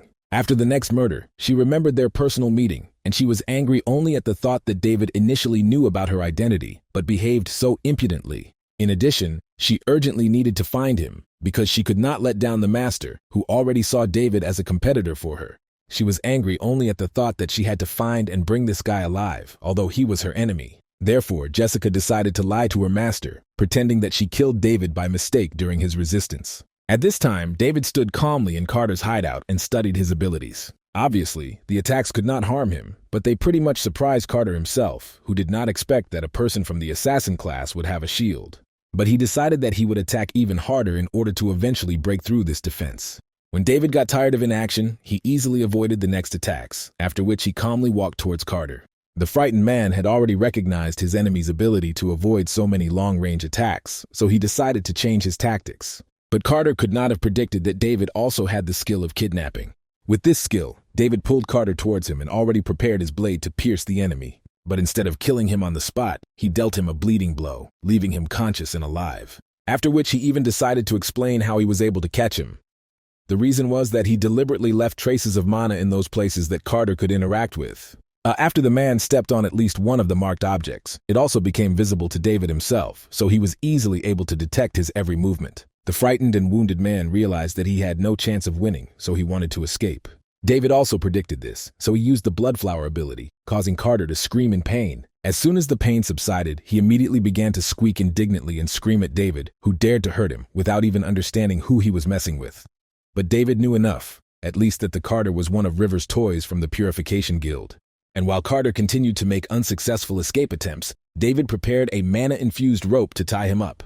By this time, Marvin was already preparing to meet with David, remembering their last conversation and asking more and more questions. Last night, David calmly explained that he had recently almost collided with Marvin's agency colleagues. But after overhearing their conversation, he realized that people from the agency could solve a lot of things through a special application, but they often used watches on their assignments, like the ones that were on Marvin's own hand, with the help of which they could quickly provide identification or the necessary documents. If we connect all these facts, we can understand why Comrade Marvin had a watch with an acanthus and was not deactivated after his death. Of course, if the Public Security Service was to blame for his death, then it would have decided to get rid of this person's account. But this would certainly have raised some questions, because it was necessary to sort it out and open a criminal case on charges of the agent's death.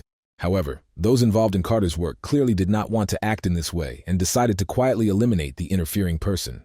And the Seoul Public Security Department is under pressure, and they probably know who killed the agent, but they prefer to hide everything instead of finding out, so his account is still open. However, now that someone, namely Marvin, has managed to gain access to his account, the Public Security Department begins to look for him. What he had just heard gave Marvin much more than he could have imagined, so he agreed to help David and fulfill his part of the promises. He now understood that the connection between the Purification Guild and the Public Security Department was true, but he did not know what to do about it. His thoughts were interrupted by David, who called Marvin to him, but reproached him for being late. Clearly unhappy with this tone, the man demanded to show him Carter, and David calmly pulled his beaten face out of the bushes, showing that he had brought the guy with him. As soon as he came into the light, his spell was broken, and Marvin realized the reason why he had been looking for him for so long, but could not find him. David also encouraged Marvin to look around, because he deliberately chose a time when there would be a lot of people around. If Marvin does not start dealing with Carter, he will be able to find out who his master was. David assured that he would not stop the man if he decided to take revenge on him here and now, so he asked him what he wanted to do, and this clearly led him to real confusion. A few minutes later, when Marvin made his decision and disappeared from prying eyes, a policeman approached David, who looked very alarmed. He looked at David in fear, realizing that he was the same mercenary who had contacted him about capturing Carter. When David showed his face to the policeman, he became even more nervous, but thanked the guy for his work, explaining how long they had been trying to catch this villain. After which he handed the hero a tablet, where he had to enter his hunter number to receive the reward. And when it was all over, 300 million came into his account as a reward and the opportunity to rent some kind of dungeon. After it was all over, David joined Marvin, sincerely amazed that he still did not take revenge on Carter, who was responsible for the death of his comrade. But Marvin calmly explained that he knew his friend well, who certainly would not have done this in his place. Jake, like Marvin, was the kind of person who wanted to make the world a place where everyone could trust each other. And now Marvin also wanted to act honestly, hoping that with time the Purification Guild and public safety management would become better. But Marvin also understood that David's accusations towards the guild were too serious, and they could not forgive either the Purification Guild or the Public Security Agency. David already understood that their acquaintance would lead them along the same path as in the original story. Marvin led the rebellion of the Public Security Department, making him a villain and enemy of the Purification Guild in the story, just like David himself. But this time, helping Marvin, the guy took care not to leave any traces and to protect himself for some time. David was distracted from his thoughts by a dissatisfied Marvin, indignant that the guy did not refuse the reward for capturing Carter. It was obvious to David that he was not here initially to do charity work, but there was definitely a much greater reward ahead of him. And now this award was displeasedly looking through the reports on Carter's capture. His assistant policeman explained that they had sent the man to the hospital due to his terrible condition.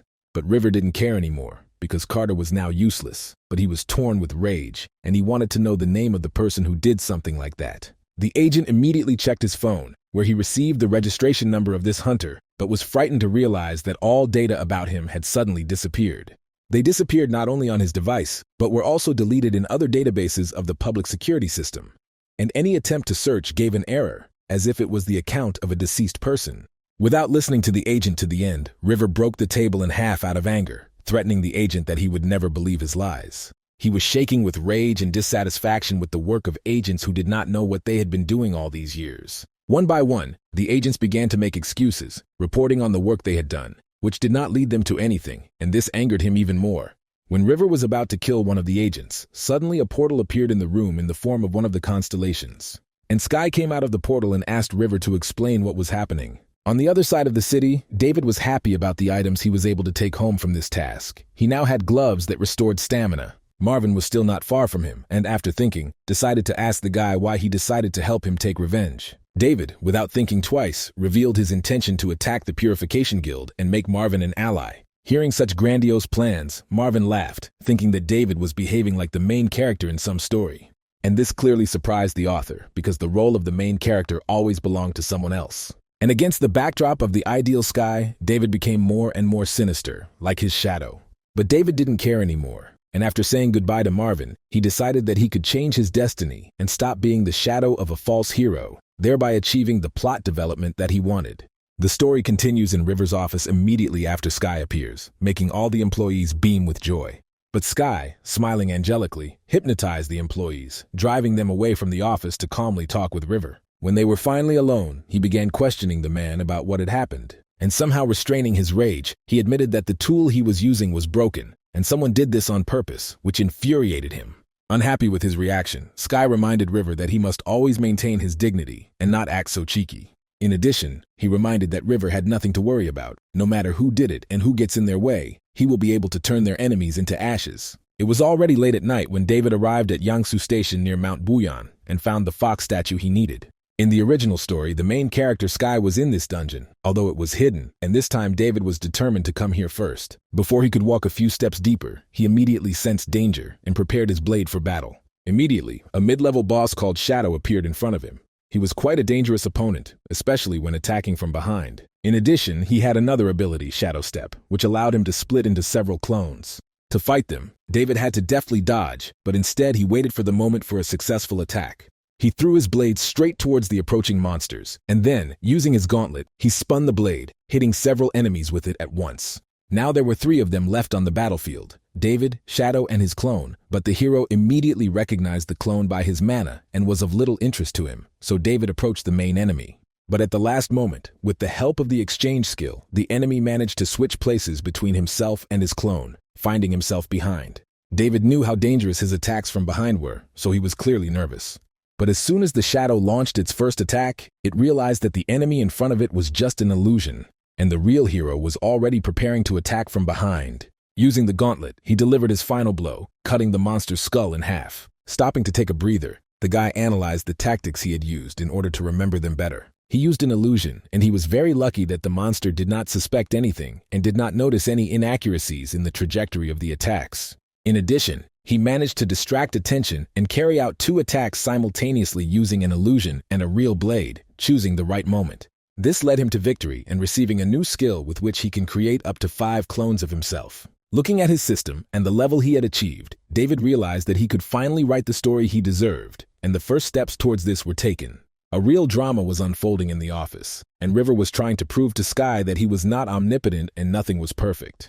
But Sky didn't want to listen to this, because he believed that this whole world was created for him and revolved around him. Any elections and justice will always be on his side. In the dungeon, the hero, not accustomed to such loud statements, had already met his next enemy, and this main boss was just as dangerous as in the story. And while one believed that he was the main hero of this world, the other was willing to become that protagonist for the sake of justice, no matter what. The next step to achieve David's goal was to fight the main boss, himself. Without thinking twice, the clone immediately decided to attack using a short-range dash. But even though David managed to dodge, he couldn't help but admit how quick the attack was. But despite this, he counterattacked. The shadow quickly blocked his attack, and then David realized that he would have to fight himself closely, and there was no way to avoid it. To win, he began to quickly come up with tactics, but the option to create an illusion would be easy to track since they both know each other's abilities. He could try to attack with kidnapping, but he would risk getting kidnapped himself, and so on down the list with the rest of the skills. He could only use skills that required direct physical contact in order to avoid being caught in his own trap. In parallel with his thoughts, the fierce battle continued, and David tried to use a bleeding blow, which was easily blocked by his own barrier. He appreciated his opponent's abilities, but he wondered how long Shadow could hold out. He dared to use the ability of shadows and hiding among them began to attack. The moment the shadow launched its first attack, the hero used an exchange tactic, which clearly infuriated him, after which David began to deliver new bleeding blows, and this time with the addition of the force of fire. And it worked, because after several such blows the barrier cracked, but David did not have time to carry out the final attack, since the shadow managed to escape. But it was this decision that could become a turning point in their battle, since David, without slowing down, went after his opponent. And in the end, after several hundred more different blows and many tricks used, the hero reached the point that his shadow had used up all its mana and it had no chance to defend itself, since no one was able to restore his own mana reserve.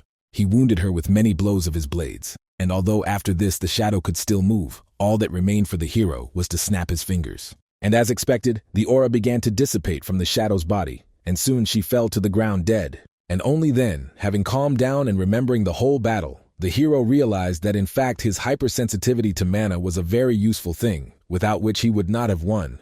Moreover, the reward was high. He gained access to skill enhancement, and finally, his skill was able to reach the highest level available. When the body of the main boss completely dissolved, the dungeon automatically pushed the hero away. Looking at the rewards obtained during his stay in this world, he realized that he had deprived Sky of even a chance to win.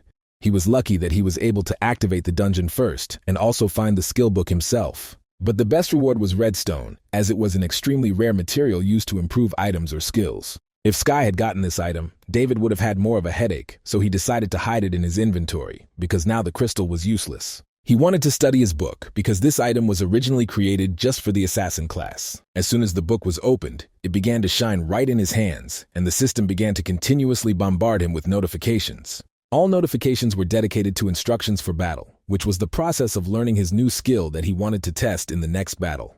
And now he had to move out, since he needed to deal with other matters.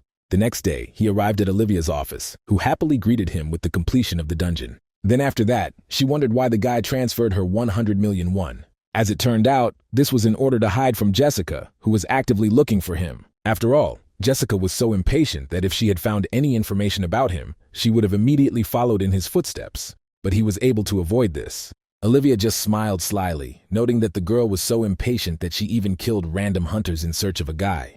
But David was not interested in her desperate search, so he said that he managed to catch Carter, but due to the fact that David was hiding well, he completed the assignment without leaving any traces, and also without earning money from it. Therefore, he offered Olivia conditions for his next task in which the Blue Eye Guild would not receive any money, but the girl herself was more shocked by how he managed to catch Carter without leaving a trace. She was increasingly surprised by the natural talent of that guy, and wanted to check what else he was capable of. Without giving her clear answer, Olivia decided to simply ask the guy about his past and what he was hiding from her. Moreover, given that she learned his real name from Jessica, revealing his identity clearly did not bode well, so David asked to continue to use his pseudonym. Without further questioning, Olivia agreed and provided the guy with several folders with tasks that were available to him. One task differed from all the others in that here, the client himself had to bring David up to date, as he wanted to evaluate his skills personally. This client turned out to be a girl named Katrina, who happily greeted her assistant and hoped that he would live up to her expectations, and David, grinning, promised that he would definitely not let her down. An armored bus stood waiting near them, protected on all sides, and around the bus stood hunters wielding magic bullets. The price of this security service was incredibly high, but security was guaranteed. Entering the bus, the hero was finally able to relax, but before he could fall asleep, he heard strange voices. It seemed that someone was whispering about some suspicious things, and so David began to suspect the guards of treason. Katrina also carefully watched his reaction, as if expecting something. And she was right, because the guy immediately took out his sword and began to carefully observe what was happening behind him and listened carefully to every step. Finally, one of the guards approached him, pointed a gun straight at his head and prepared to shoot. But when the shot rang out, David was no longer there since he was already behind the enemy, having moved using teleportation. The retaliatory strike with the blade followed with the use of the acquired skill. Attacks delivered from the back dealt 33% more damage compared to regular attacks. The noise was also heard by the rest of the guards, as well as the people who were sitting on the bus, so they all prepared their weapons for battle and began to attack at once. But David turned his attention to the man who sat behind him and looked the most disinterested. Looking around, the guy noticed that he also had a constellation, giving him an increase in recovery speed when he listened to music. Katrina also prepared to attack, but David stopped her and asked her to hide somewhere so that she would not get hurt, because he himself was capable of defeating these people. Katrina seemed to like this even more because she wanted to see how David acts in battle, so she agreed to hide. Immediately after, he used the blindness and chaos skill on his opponents, catching them by surprise. Using the splitting skill he learned from the boss fight, he split himself into 5 copies that scattered across the field in order to confuse the enemy. Both the guards and the rest of those present immediately thought that the guy was strong enough, but they did not intend to give up. When it seemed to the guard that he was close to victory, since the spell cast on him had dissipated, it was already too late, because the hero wounded him at the last moment. His next opponents were passengers who were not so well trained, so it was much easier to deal with them. But by this moment, the guy with the constellation lost his temper and pulled out a weapon, firing several shots that raised heavy dust and blinded the rest of the allies. But this was enough for the hero to move to another point and get close to him from behind to deliver several blows. The man appreciated this style of fighting and promised that he would definitely repay David for the audacity with which he fought him. David just laughed, not understanding where he had so much self-confidence, since the skill he had leveled up to the highest level was Bloody Flower. After all the injuries he had caused, all he had left was to simply snap his fingers. Immediately, all the enemies began to look in horror at their wounds, which seemed to be burning with fire. When the skill reached its maximum strength, nothing remained of them except charred bodies, which one after another began to fall to the ground. Only the guy with the constellation survived, because of listening to music, he recovered much faster than the others, and therefore was not injured. And besides, he even tried to attack David, taking advantage of the moment, but David threw him to the other end of the bus, where he was already waiting for him to deliver the final blow. At the end of the battle, a satisfied Katrina came out of her hiding place and, assessing the situation, accepted David into the team, since he passed the exam at the highest level. But this was of little concern to the guy, who was already admiring his new abilities with might and main. The dimensional robber did not neglect such a useless constellation, and did not forget to mention to David how unproductive it was to listen to music during a battle.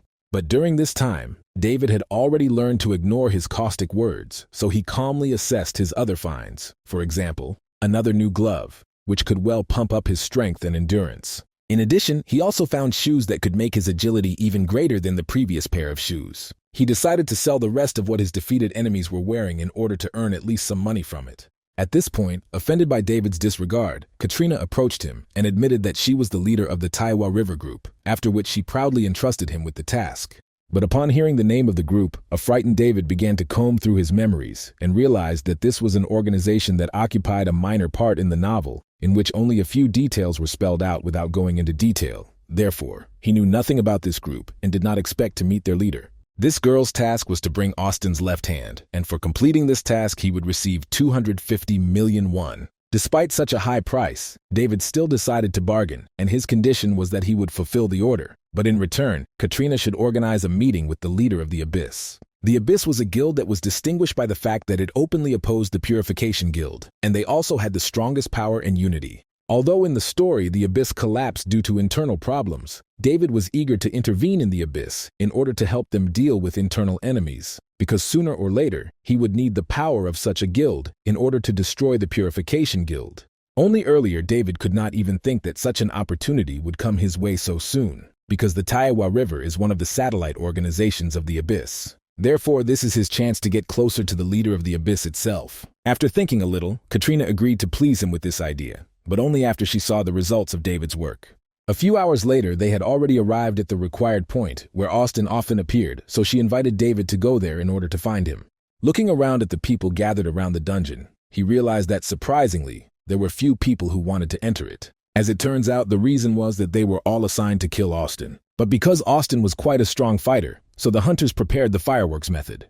The fireworks method involved gathering many hunters to capture one strong target. This method was good because it was effective, but its disadvantage was that in this case, losses were inevitable, and someone always became a victim.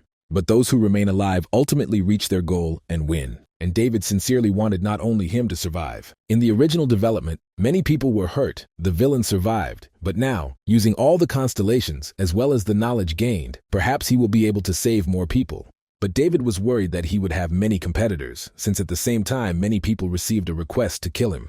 This is not surprising, since the leader of the Red Bloods, Austin, is known for killing everyone indiscriminately. Most people refuse tasks just by hearing his name, criminal organizations, military leaders, and those who are not bothered by the dirty nature of his work enter into contracts with him. For such a desire to kill, he was even nicknamed the Butcher. But above all else, he was a criminal whose head was coveted by many, and he was so good at his job that even well-equipped level 200 professionals were defeated by him like toys. But suddenly Katrina was distracted by a strange whisper and noise, and when she turned around, she noticed this same Austin approaching the crowd. He was surrounded by bodyguards who kept everyone away from him. As soon as this entire group ran into the dungeon, Katrina reported that his left gilded hand was the most effective in using magic, so his left hand was more valuable than his life. Most of the hunters gathered here also wanted the left arm as a reward, and were always looking for a chance to tear off this piece for themselves. So they waited for the moment when Austin came out of the dungeon and was more weakened so that they could use the fireworks method. Without waiting for Austin to leave the dungeon, David turned around and set off in an unknown direction, explaining to Katrina that he would return soon as he had resolved all his affairs. He went to the store, where he purchased the necessary equipment and filled his inventory with things necessary for the battle. One of his most important acquisitions was a ring that gave him an analgesic effect and high levels of endurance, which were quite rare qualities for artifacts of his level. But this was not the only thing he needed in the future battle, especially considering that Austin clearly kept some secrets because he did not have constellations, unlike his subordinates. Therefore, he was clearly up to something, and perhaps was even a fake. So David now looked into the store trying to find the necessary equipment, which it seemed was not on this market. But suddenly his attention was attracted by a girl with a fairly strong constellation, which gave her high accuracy of magical attacks and arrows. When David looked at this girl, he realized that he had found what he had been looking for so long.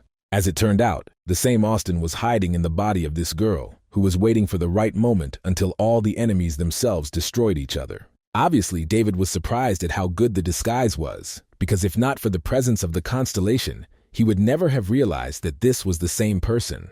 This girl got on the bus, which was crowded with people who also had constellations. Apparently, it was Austin's escort in case of trouble.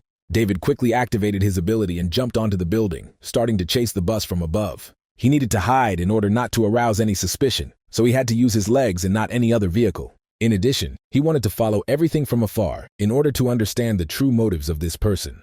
Upon arrival, Austin, surrounded by his subordinates, rejoiced from his perfectly planned trap. He laughed joyfully, thinking about how scared the mercenaries who came for his head would be when they realized that they had been lured into a trap and surrounded. The rest of the mercenaries also laughed, imagining how quickly they would take their lives, that they would not even understand who was guilty of this. But suddenly the expression on Austin's face changed, and in the blink of an eye he ran in the opposite direction from his subordinates. And when he stopped, he began to listen to his feelings because he had a strange premonition. At this point, the rest of the frightened mercenaries ran up to him, trying to understand what had happened, and Austin calmly looked around the territory in order not to cause panic, explained that he felt being followed, but his suspicions were not confirmed. David watched everything contentedly from around the corner, having finally unraveled Austin's secret and understood how he remained alive every time after the fireworks, and understood what to do. He also decided to attack them from the cold, only when evening came. Near the dungeon at this time, Katrina was looking around, trying to find her partner. The rest of her guild were worried about the presence of an outsider in their ranks, and worried that David might be a person sent by the Purification Guild. Recently, the Purification Guild got rid of the White Rose in this way, but no one caught the culprit. Therefore, the guy tried to reason with Katrina and suggested that she go and ask for help from the Abyss, but Katrina assured her friend that the man brought knew what he was doing. In addition, they are also partially connected to the Abyss, at least through the leader Olivia, who, instead of developing useful connections and friends, strategically remained neutral with the organizations. On top of that, she had good observation skills, as well as enormous strength, and this guy was chosen precisely on her recommendations, and besides, his skills inspired confidence. For this reason, Katrina was willing to wait a little longer, because she wanted to see David's actions in this situation. But suddenly a notification came to the girl's phone, which clearly alarmed her, after which she immediately gave the command to her people to prepare for battle. At that moment, Austin came out of the dungeon, and the remaining uninvolved hunters immediately gave the signal to attack. But Austin seemed unwilling to do anything about it, expecting his mercenaries to protect him. Soon the first blood of the arriving hunters began to spill, and then the body of one of them simply exploded, continuing to burn. At this moment, Austin, who was in hiding, laughed joyfully at the fact that he had managed to set up his own trap. Then the remaining hunters began to turn in panic at the unknown voice, and finally realized that most of their allies had already been killed. The frightened boys realized that they had been led into a trap from the very beginning, and now they had to fight for survival. But it is obvious that the forces were unequal, so Austin could easily launch one attack after another, burning his opponents, and only a few people were able to survive after this. Austin himself, who was not present in this battle, watched the picture from afar, making magic shots and rejoicing at the spectacle he created. But David was already lurking behind him, contentedly watching what was happening and realizing that until he was discovered, he had a significant advantage. To begin with, he assessed Austin's abilities in order to accurately think through the strategy, and became convinced that the enemy's skills in using arrows were indeed very impressive. Then he began to wait for Austin to reload, and waiting for this moment, he used the kidnapping skill, easily snatching the girl from her shooting spot. Not expecting this, Austin became very confused while David was preparing to strike the final blow. A serious battle ensued, but the enemy was also not easy and disappeared right before David's attack. He recognized this skill as a short-distance jump and realized that the girl was most likely now behind him. Quickly finding the target, David activated the dash, sharply reduced the distance between them, and using a bleeding lunge, then struck several more blows with his dagger. The angry enemy responded with a direct shot to David's face, and at that moment the entire building burst into flames due to the incredible power of this attack. At the end of the maneuver, only Austin remained on the battlefield, who believed that he had already won. But in fact, David teleported at the last moment in order to wait out the raging flames, and now he calmly walked out, looked at his enemy, and snapped his fingers, using the bleeding skill. The blood from the wound began to gush out with even greater force. The damage received was so strong that the girl curled up on the ground. And finally, Austin's deceptive appearance began to disappear. In a second, Austin had already taken on his true form and was gathering his last strength for the next blow, looking around to find his enemy. He didn't even notice that at that moment his strongest hand, already severed, was lying on the ground near him. Obviously, he tried to reach her, but it was too late since David had already activated the abduction, taking the hand for himself and thereby completing Katrina's task. Then he began to run away, and all he heard were curses and furious sighs of Austin behind him, who begged the minions for help. But when Austin looked back, he realized that all of his assistants had already been killed by Katrina and her teammates, so Austin had no one left to protect him. Katrina was ready for this attack because David warned her that there was a decoy in the dungeon, not the real Austin, and now he planned to surround the mercenaries and attack them. He also knew that the real Austin would be lurking in the distance, providing fire support, and that there would be an explosion that would signal their advance. And, as David predicted, after this explosion, Austin will already be without his left arm. Katrina had no idea how the guy managed to pull this off, but she was ready to finish what he started, so she used her special skill, which began to spin the enemies like a whirlwind. Austin himself also suffered, who flew away like a dead weight to an incredible distance and lay in the distance, unable to find the strength to come to his senses. But Katrina didn't care about this guy, since she was looking at the consequences of this fight and was already trying to predict how unpleasant the consequences of this battle would be. But a sudden message from David brought her out of her thoughts. He asked the girl not to forget about her promise to lead him to the abyss. She honestly admitted that she would be busy for a while, as she needed to deal with all the consequences of the battle, but promised that she would contact him as soon as she had time. After which she looked annoyed at the screen of her phone, expecting some kind of answer, and guessing that she would not receive it. The next morning, David, without stopping, went to Olivia's office, where he brought Austin's hand and began asking questions about where Jessica was now hiding and what she was doing. Then it turned out that Olivia deliberately gave Jessica the wrong information, and the girl is now forced to follow the wrong trail in search of David. But this was not the only news, because obviously David did not know, but in such a short time he became a real star on the internet. A video was posted online where the guy was running away with Austin's torn-off arm, and every hunter was now trying to discover his identity. Now the plot was starting to deviate too much from the original story, and this didn't only apply to Austin, which meant that now Sky might be interested in it too, so he would have to be more careful. Unaware of his thoughts, Olivia asked the guy to continue to cooperate with her, but obviously, he could not give her such a promise, since he would definitely leave if he had a better offer. Olivia didn't expect any other answer, so she moved on to a new mission to catch the killer. He was a very unpleasant guy who mostly attacked miners, and the secret place where he was constantly hiding was Ground Zero. There was no more information about him. But even this was enough because David knew what to do and where to look for this man. But this time he intended to prepare well before going on a mission. Evening came as Sky sat quietly, watching the latest news on his TV. He was so interested in David that he ordered the most strategic detachment to collect all the information about Austin's defeat in order to find the hunter who managed to cut off his hand. The next morning, David already went to the Peace Guild, where he was taken to the head of the dungeon management team. A very arrogant guy chased David away because their company didn't give out dungeon licenses to outsiders they were meeting for the first time. But David was serious and offered to pay 100 million just to enter the dungeon once. The man was so surprised by the announced amount that he immediately began to treat David as a welcome guest, inviting him to the dungeon, which everyone around him considered useless and unprofitable. David also knew that the manager probably thought he was a real idiot who was willing to pay that much for this dungeon, but he could get much more from this dungeon.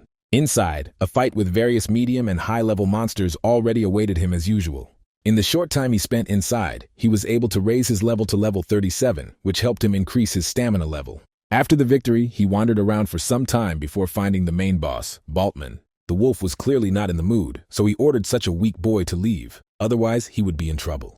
But David began to attack, and the wolf, using his skill, began to create streams of fire appearing straight from the ground. Having managed to hide from them, the guy created his clones in order to mislead the enemy and began to creep closer. At that moment, the wolf directed a pillar of fire at David's shadow, thereby turning it into nutritional energy for itself. But since David knew about his ability, he prepared something special for this opponent. A skill book that could finally prove its usefulness in this fight. Once again creating many of his shadows, David threw the skill book straight into the wolf's flames, letting him feel the power of this book, which must have had a mind-blowing taste. Indeed, the taste was great, and the wolf felt the difference until the moment a book appeared over his head, inviting him to learn new skills. And immediately after the book appeared, he was surrounded by many system windows informing him about an error in learning a new skill. There were so many of these mistakes that the wolf stopped navigating through them. Then the hero had a chance to use the abduction skill to quickly end the battle, and even though the wolf tried to resist, it was useless, because David had already gotten too close and was able to attack with the bleeding skill. And having moved to a safe distance, he easily defeated the wolf with the Bloody Flower skill, thereby increasing his level to 39. In addition, he received a new skill, Disaster, which was his goal. It was a fairly easy battle considering he knew how the world worked. David could easily take away someone else's skill and study it completely, and he would not be penalized, as was the case with the wolf. But he provoked an error in the wolf's system, forcing him to use the book to study skills that were not his class, which helped him quickly win. And now with the new ability, preparations for sending to Ground Zero were completed. But the path there was also quite dangerous because he had to go straight to Seoul. Obviously, in the capital, where the Purification Guild rules, Sky was on all the screens, which clearly spoiled David's mood. In addition, there was good news around that the Master of the Purification Guild and the Master of the Fortuna Guild had decided on an agreement. It seemed to everyone around that this was a very touching moment, except that it was a game of 13 stars and another point to achieve their plan. 13 stars are Sky and his colleagues, that is, 13 hunters, called heroes in the story, but in reality, they were the culprits in the destruction of the entire world. The scary thing is that 13 stars have connections all over the world. This means that they are able to manipulate public opinion. Even if in the future they act on behalf of one person, everyone will, out of habit, believe that they are a powerful army of heroes. David understood that this was his own retribution for writing such a story.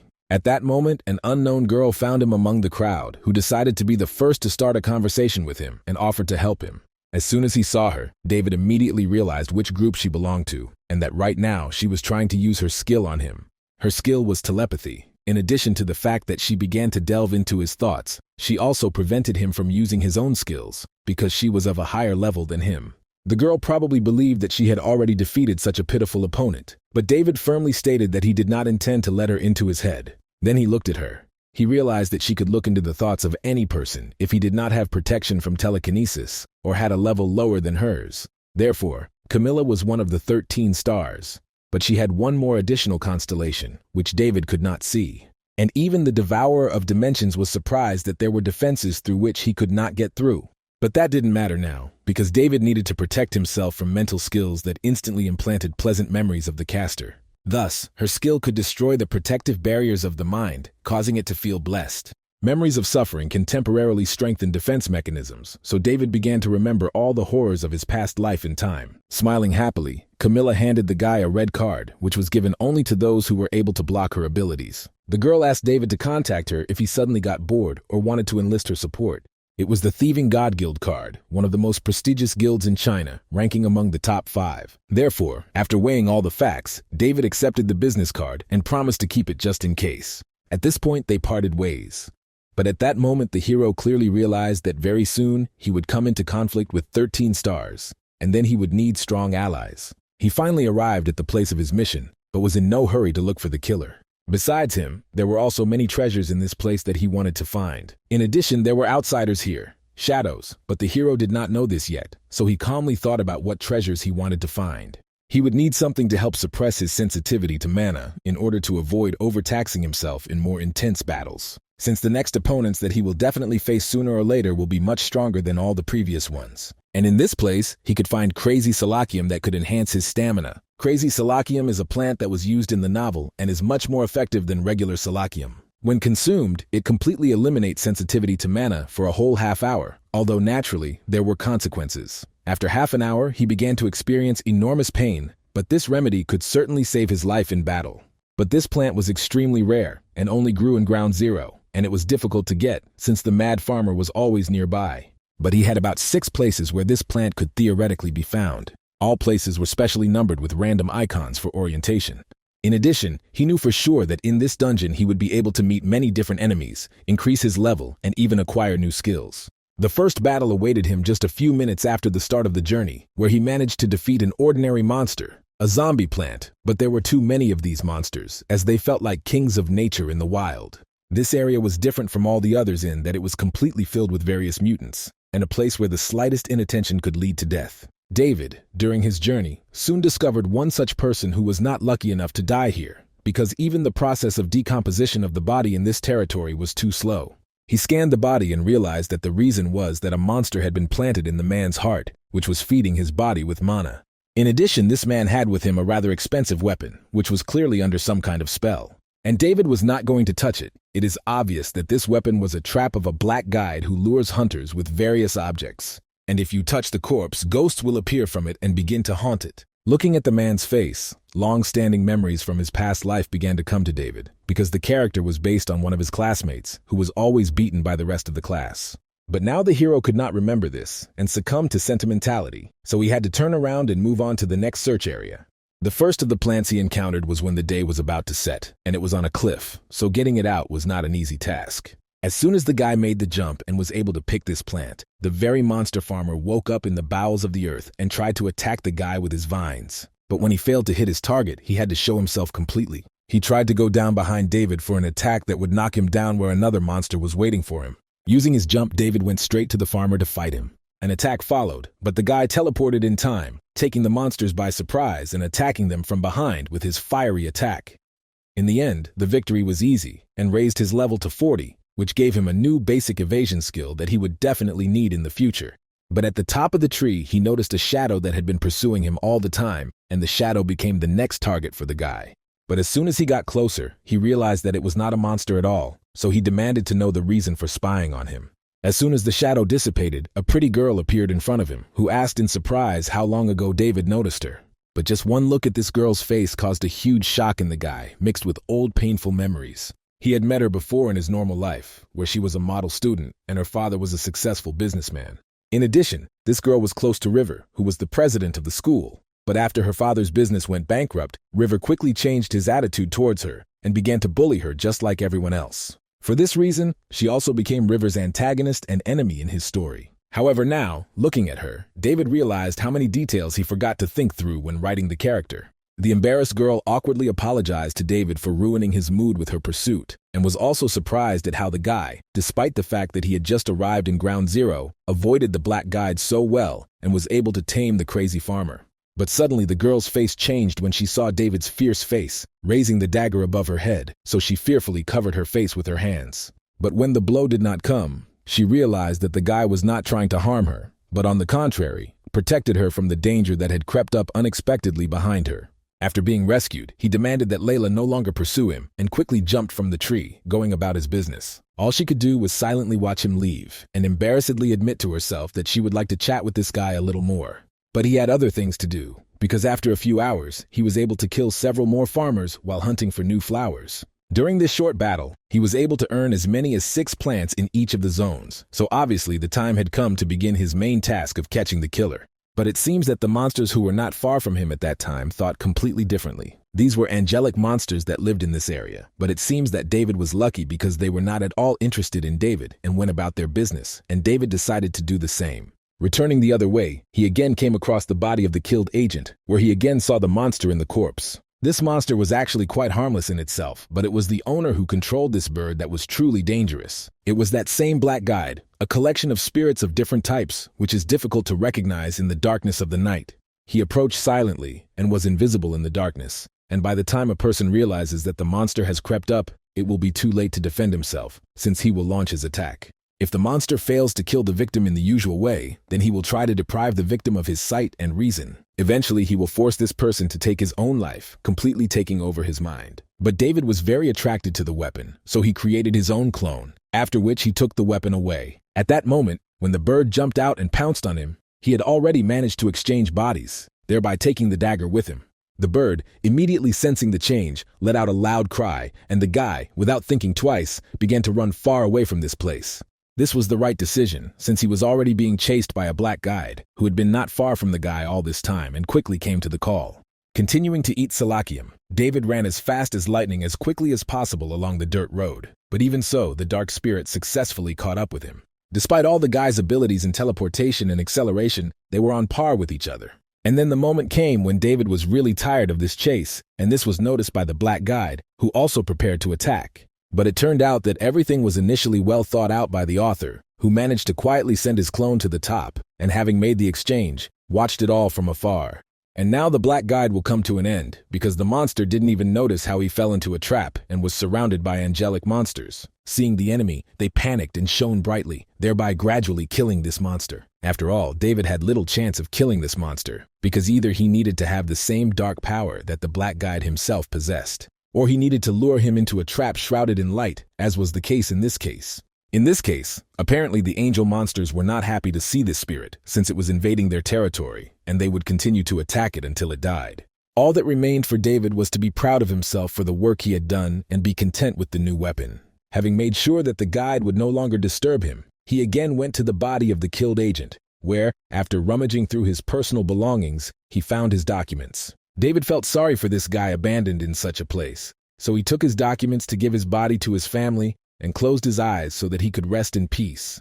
But now David had to leave, because a task awaited him, but he promised that he would definitely do everything to sort it out. As soon as David disappeared at a sufficient distance, Lila's magic, who had been nearby all the time, dissipated, and it was clear that she was clearly pleased with this act of the guy.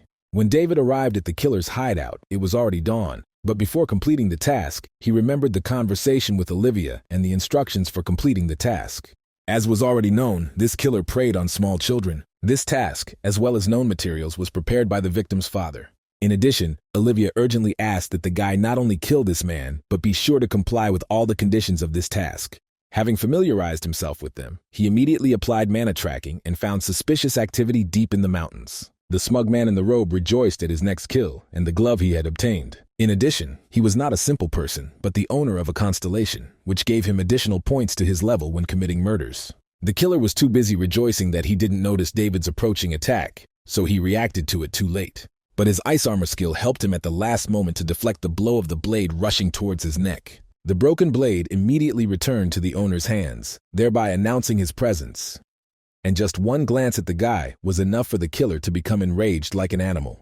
Baring his teeth, he created an ice spear for himself, which could be used to fight at a long distance, and prepared to attack. Following this, he began to throw these spears at David, but from each such attack he could easily dodge and escape. After analyzing the powers of this man and his constellation, David realized that this magician was even much stronger than Carter, whom he fought earlier. In addition, some skills, such as blindness, were useless against him. So first the guy decided to work on his armor. Using acceleration, he quickly closed the distance between them, but the magician was of such a high level that he could even make a weapon out of blood. Therefore, it became obvious that in this battle he could not avoid several wounds. Even strong attacks caused him the slightest harm thanks to his pumped-up ability to resist. He gained this skill in addition to quick evasion, and due to the high level of the skill, his resistance to attacks was also high. Not knowing this, the magician still grinned smugly, sympathizing with David for not choosing a quick death. It seemed to him that he could quickly deal with David, steal his items, and then go to the city to look for a more interesting victim. But before getting into the fight seriously, David wanted to know the motivation of this villain and why he killed innocent children. This question greatly angered the man, and he did not answer anything, but only in response asked from whom he received the order to kill him. After which he laughed maniacally, and in this fit admitted to David that the children were very tasty, pure, innocent, not knowing anything about this world.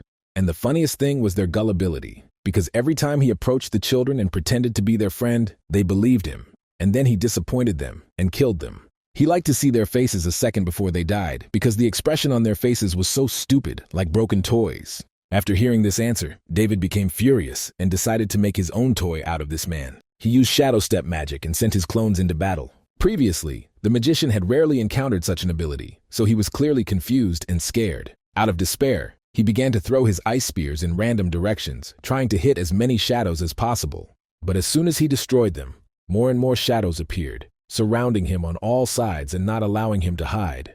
Then the magician finally lost his temper, using an area attack called Ice Rampage. The scattered icicles hit all the shadow clones, so they immediately disappeared. Only David remained alive, who was already rushing towards the magician, so the magician decided to kill him with a powerful attack in order not to let him get closer to himself. He did not suspect that it was another surviving clone, in whose place the real David appeared, who had already raised his flaming dagger to attack. Having inflicted several serious wounds on him, he began not to kill, but to torture the victim. wondering if he liked the feeling of being deceived, which he had just described with such admiration. The frightened man, bleeding, realized that he could not concentrate at all on what was happening because of his pain. He tried to pull himself together to save himself, but it did not help, as David quickly teleported behind him and prepared for a very strong attack that was capable of using up 25% of his mana and physical strength at once. In addition, due to the fact that the attack was delivered with a blade, its damage was further increased by 33%. This so-called decapitation is an ability obtained from the skill book. When decapitated, an enemy with less than 30% health instantly dies, but this man was still alive. So David took out a specially prepared tripod and called the father of one of the man's victims. David realized how long the man had waited for his revenge and promised to avenge his daughter. Jessica did not waste time and combed through the information to find David. Her assistants have already managed to find several interesting videos from surveillance cameras. One of the videos was filmed recently, and David was spotted at stations in Seoul. From the trajectory of movement in this video, Jessica found out that David was moving towards the north and realized that the guy was probably heading towards Ground Zero, so there was a high probability that he would return to Seoul the same way as soon as he finished all his business. Therefore, the girl gave the order to continue surveillance of him, after which she became furious and promised that she would definitely take revenge on this impudent man for daring to piss her off. By this point, David had already finished all his torture and forced the man to apologize to the girl's father in tears. The man watched this picture with tear-stained eyes and asked David to stop because he hoped that this would be enough, and now his daughter could find peace in the new world. After which he could no longer resist, and despite all his courage, began to sob, thanking David for being able to do what the public security organization could not do. David tried to calm the man down, and together with him he prayed for the poor dead girl, wishing her peace in another world, after which he interrupted the connection. As soon as this happened, the magician began to scream heart-rendingly and asked David to let him go because the task was already completed. David, using the power of the bloody flower on him, killed this annoying man who had committed so many sins in a second. In return, he stole his Ice Witch constellation, as well as his Mad Assassin constellation. The Dimension Robber, who appeared out of nowhere, noted with displeasure that these abilities were not even developed, which was not surprising for such a person. But David didn't care, because he was ready to raise the level of these constellations himself. Moreover, the man's death was still useful for him, because he found several items from him that were worth 1,000,000 won. Suddenly the phone rang and Olivia appeared on the screen, praising David for the task he had completed. The client was so satisfied that he decided to pay over the established amount another 2.5 billion won, which had already been credited to his account. David had little interest in this and asked Olivia for a small favor. He spoke about the found body of a man and asked that this body be taken away, his identity established and given to his loved ones. The girl smiled joyfully and agreed, after which she instantly interrupted the connection. Then David, already in a calm atmosphere, looked around, looked behind himself, and turning to Lila, demanded that she explain the reason for her surveillance. A girl who appeared around the corner awkwardly asked the hero if he wanted to go with her on a mission in one of the dungeons with mid-level bosses, where help was needed. Realizing that otherwise he would not get rid of this girl, David agreed. This dungeon looked untrustworthy as everything looked like it was going to collapse at any moment. But even such a dungeon had a right to exist, especially considering that in the hidden abandoned lands, there were many interesting dungeons with rewards valuable to David. His thoughts were interrupted by Lila, who thanked the guy for the help he provided. But he quickly calmed her down, explaining that he was not acting out of a desire to help, but that he, like her, was interested in this dungeon.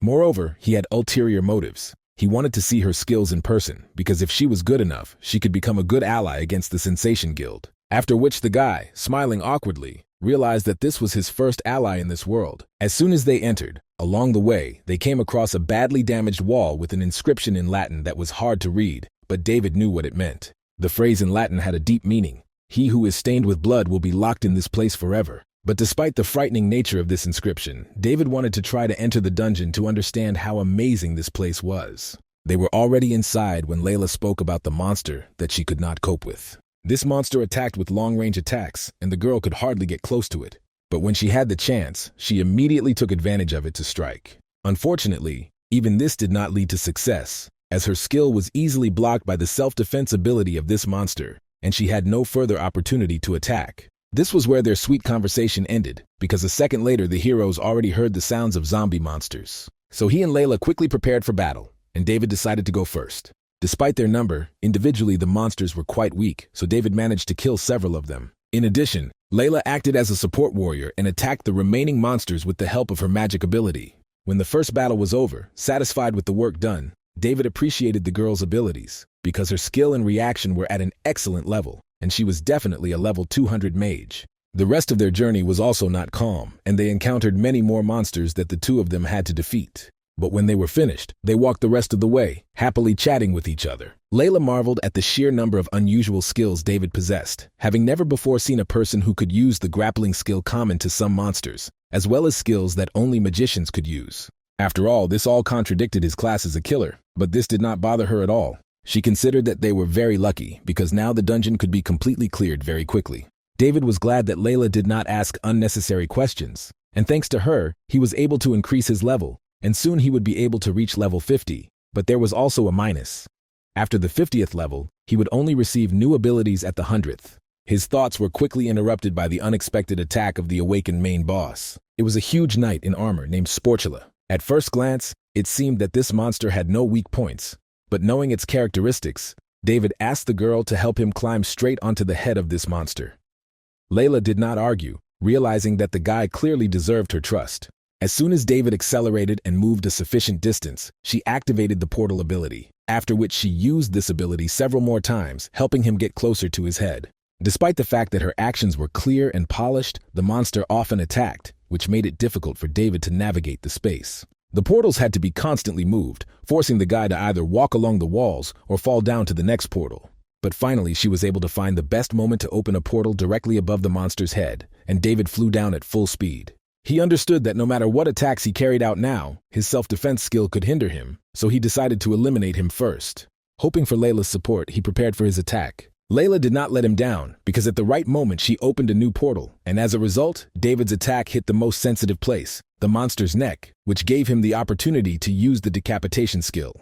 To David's surprise, instead of throwing him back onto the beast's head after that, Layla teleported him away, after which she began to collect a clot of energy to carry out one of the strongest attacks. The monster was then struck by a powerful lightning strike and fell dead to the ground. When the fight was over, Layla awkwardly admitted that she was bored watching David fight, and she also wanted to participate, and the guy did not argue with her, admiring her talent. Their next target was already waiting for them further down the corridor. But all the way David was busy with his thoughts, imagining how easy it would be for him to cope with the Purification Guild if he could get such a powerful magician as Layla as his allies. Finally, they saw their next enemy, a white statue, which suddenly began to cry and fill with blood when they appeared.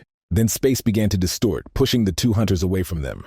They couldn't figure out what was going on, so David randomly decided to throw his blade at the statue, causing its head to fly off. A notification appeared about the destruction of the main boss, but for the first time in all his time in this world, the system reported that he had no skills that could be stolen, which seemed very suspicious. And then the entire dungeon room began to break down and disappear, which was typical for a dungeon reboot. Frightened, David immediately signaled to Layla that they needed to escape from here as soon as possible. Layla escaped using the Hide in the Shadows skill, and David also used acceleration along with the Dash skill to quickly escape, avoiding the falling walls and columns of the dungeon. But due to such active use of skills, his strength was at its limit, so David even had to use Wild Salacium, the most valuable item he now had. As soon as the first flower was eaten, his entire body was filled with incredible energy that exceeded all his expectations. In addition, his senses were incredibly heightened, which helped him more successfully avoid sudden falling collapses.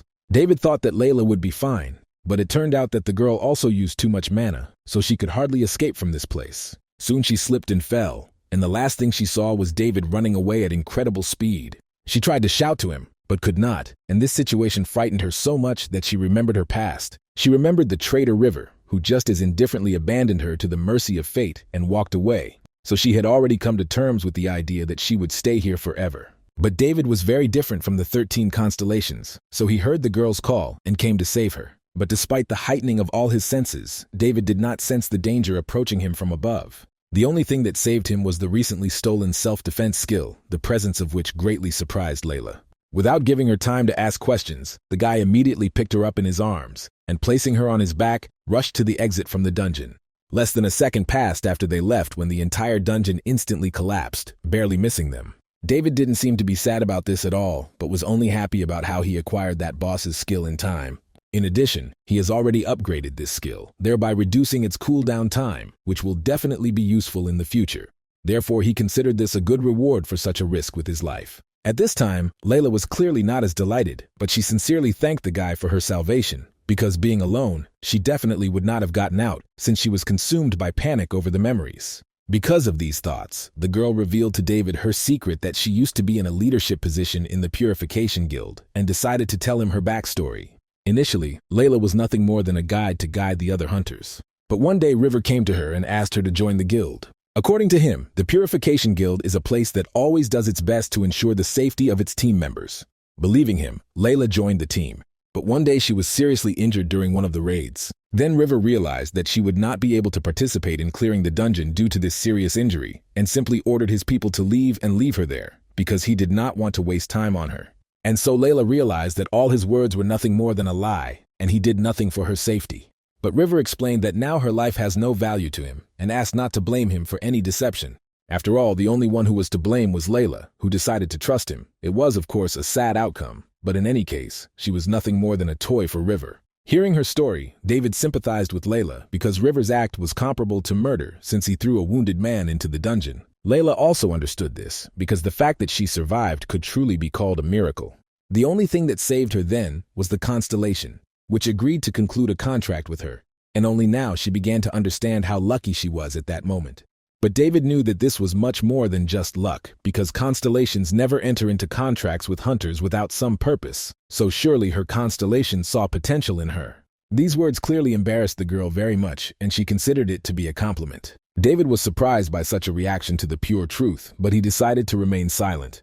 Wanting to say something else, she admitted that she came here alone because there were no people here who could set her up, but because of her fear of being deceived, she felt very lonely. She would like to regain her former faith in people, and it seems that thanks to David, she succeeded. At such a sweet moment, the effect of David's salacium ended, so he was twisted from severe pain, and he gradually began to lose strength, falling to the ground. At the last moment, the girl picked him up and gently laid him on the ground, after which she began to wipe his sweaty face with a cool handkerchief to ease his condition. But after the guy felt better, they quickly separated, and now David was at the metro station, remembering their recent farewell. David had to leave abruptly because he wanted to finish his task, but he and the girl exchanged contact information in order to always be able to contact each other. David himself understood that this was clearly not their last meeting, but now it was too early to think about it, since he needed to wait for his train, but for now, he could just rest. Taking out his phone, he went to the social network that was used by hunters to exchange information. You could often see something interesting there, but all that the hero came across were only various praises of the Purification Guild, especially Sky and River.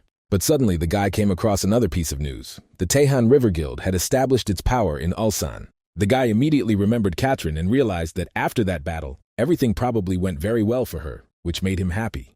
But he also remembered her promise to introduce him to the leader of the Abyss Guild. At that moment, the dimensional robber got in touch, who also remembered that battle, and regretted that they could not absorb the Austin constellation. But he was even more interested in one question: how David generally perceived the constellation, what he expected from them, and what he wanted. But the guy did not see anything in their relationship except mutual benefit, because he understood that his success directly affects the success of the dimension robber, and the constellation considered David's thoughts to be real impudence. Although even then, at the first meeting, the dimension robber understood that the guy was an unusual hunter because few people managed to summon him at the 10th level.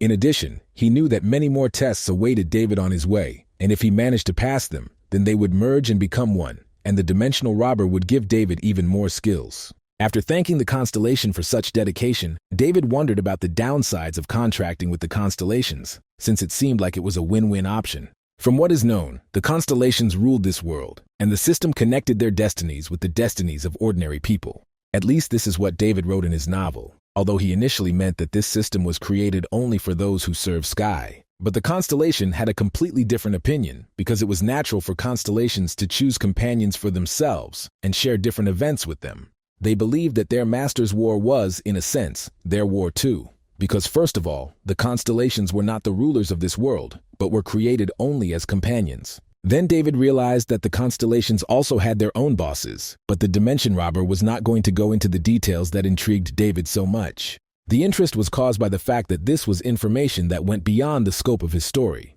Because despite the fact that he was the writer of this world, he did not know half of it, although obviously, all responsibility for what was happening here lay with him, as the creator. But he did not expect that he had created something so global unconsciously. But suddenly the constellation admitted that it did not want to disappear, because looking at David, he wanted to continue to follow their story, since over time he became more and more convinced that they were becoming two connected destinies. And for David, these words sounded like the best support, so he promised the dimension robber to exceed all his expectations. Just then, he received a notification from Olivia, who warned him that Jessica was at Seoul Station, waiting for him. The guy was surprised by how quickly the girl reacted to his appearance in Seoul. Therefore, he decided to change the trajectory of his path in order to meet her a little later, at least after a few more dungeons, when he could even their chances. And now it was logical to go to the train station instead of Seoul Station, and from the bus station he could easily get to the terminal in Gwangju, near which there was a dungeon. A couple of hours later, the guy had already arrived in the vicinity of the Gwangju terminal. He planned to use a permit from the Department of Public Safety in a local dungeon. In addition, the information about the hunter to whom his license was registered was deleted from the system, so he could not be tracked. Even though he spent a huge amount of money, it was worth it to improve his skills before the battle with Jessica.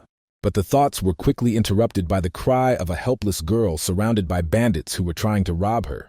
She cried and called for help, while the bandits mocked her and already stretched out their hands to search her. Despite her wounds, the girl remained no less determined and promised to take revenge on the criminals from the Haeyoung Guild. From the name, David realized that this was the guild that was Sky's puppet in the story. On his orders, this guild destroyed those who opposed the Purification Guild. Obviously, these people were quite strong, and it would not be easy to fight them. But David could not ignore what was happening around him and was going to intervene. Having scanned those present, he saw a constellation above the head of the girl and the leader of the man. The man had the Master of Deception constellation, which seemed quite useful to the hero in the future. The dimensional robber explained that this constellation was considered high-ranking, although it had a primitive name, so he was very surprised that such a person had a constellation of such a level. Hearing these words, David was convinced that now he definitely had no reason not to intervene in this situation, because he wanted to see the skill of deception in action.